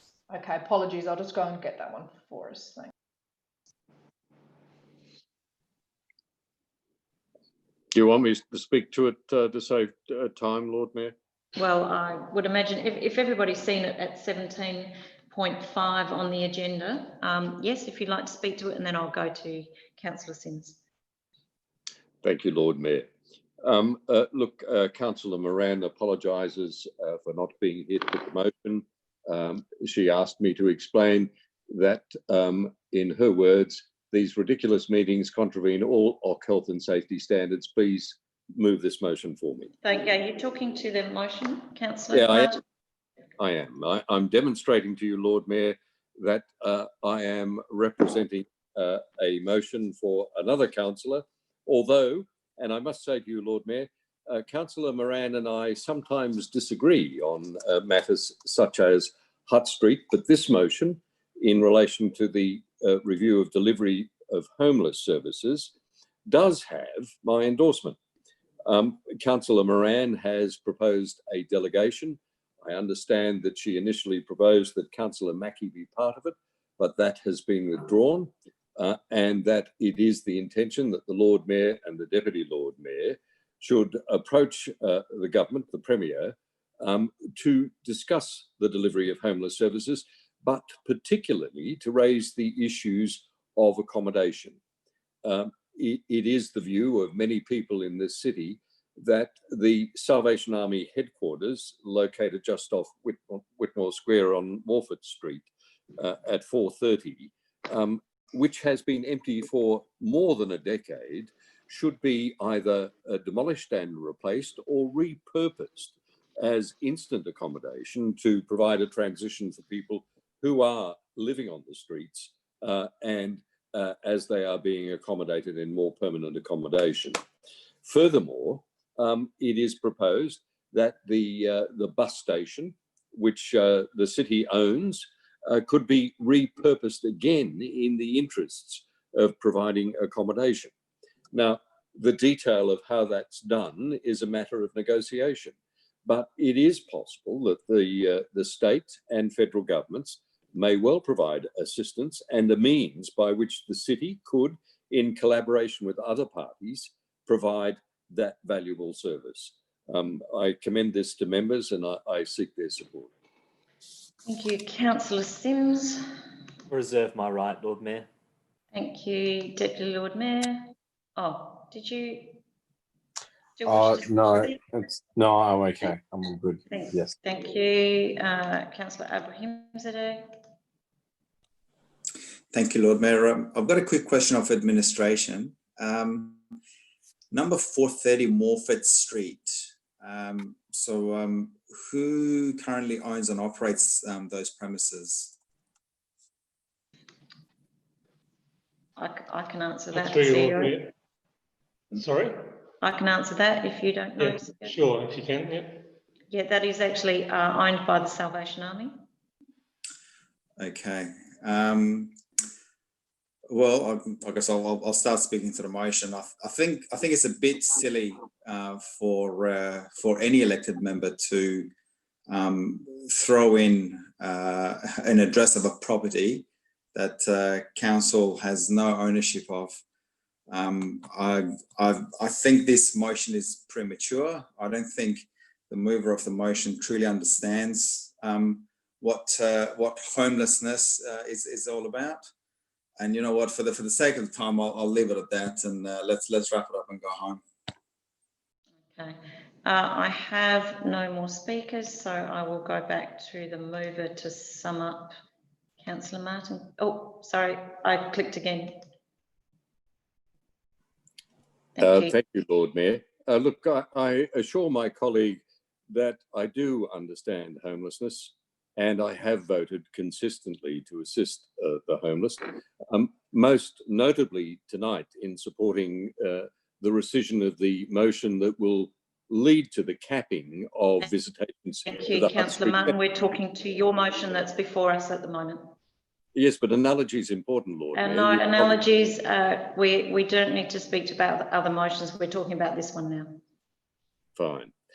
And I do understand what 430 Morford Street is, and for the benefit of my colleagues who may not know the building, it is directly behind the Salvation Army store at Morford Street. It is a multi-storey building. My guess is it's about 6 or 7 stories. It was used to provide accommodation for the homeless for many decades until about 10 years ago, when it closed. And other members may have more intimate knowledge, but my understanding is that the premises were closed because of fire safety risks. And the cost of remediating the problem were so great that it was resolved it was better to close the premises. Now, that may or may not be the position, but the view is, and it is a view that is held fairly widely in the community, that when we have so many people on the streets who are homeless, who are looking for support, it seems a shame that a building that was designed for that purpose is not being put to that use. And so the intention is merely to provide a discussion point, as the second part of the motion says, with the state government for any delegation that discusses the delivery of homeless services. And with that, I thank you, Lord Mayor. Thank you, members. We'll go to the vote. Those in favour? Those against? That is lost. Members, thank you all for a very pleasant evening. At that moment, I will now call the meeting closed at 2:20 past 2. Thank you. We'll see you all in the next little while.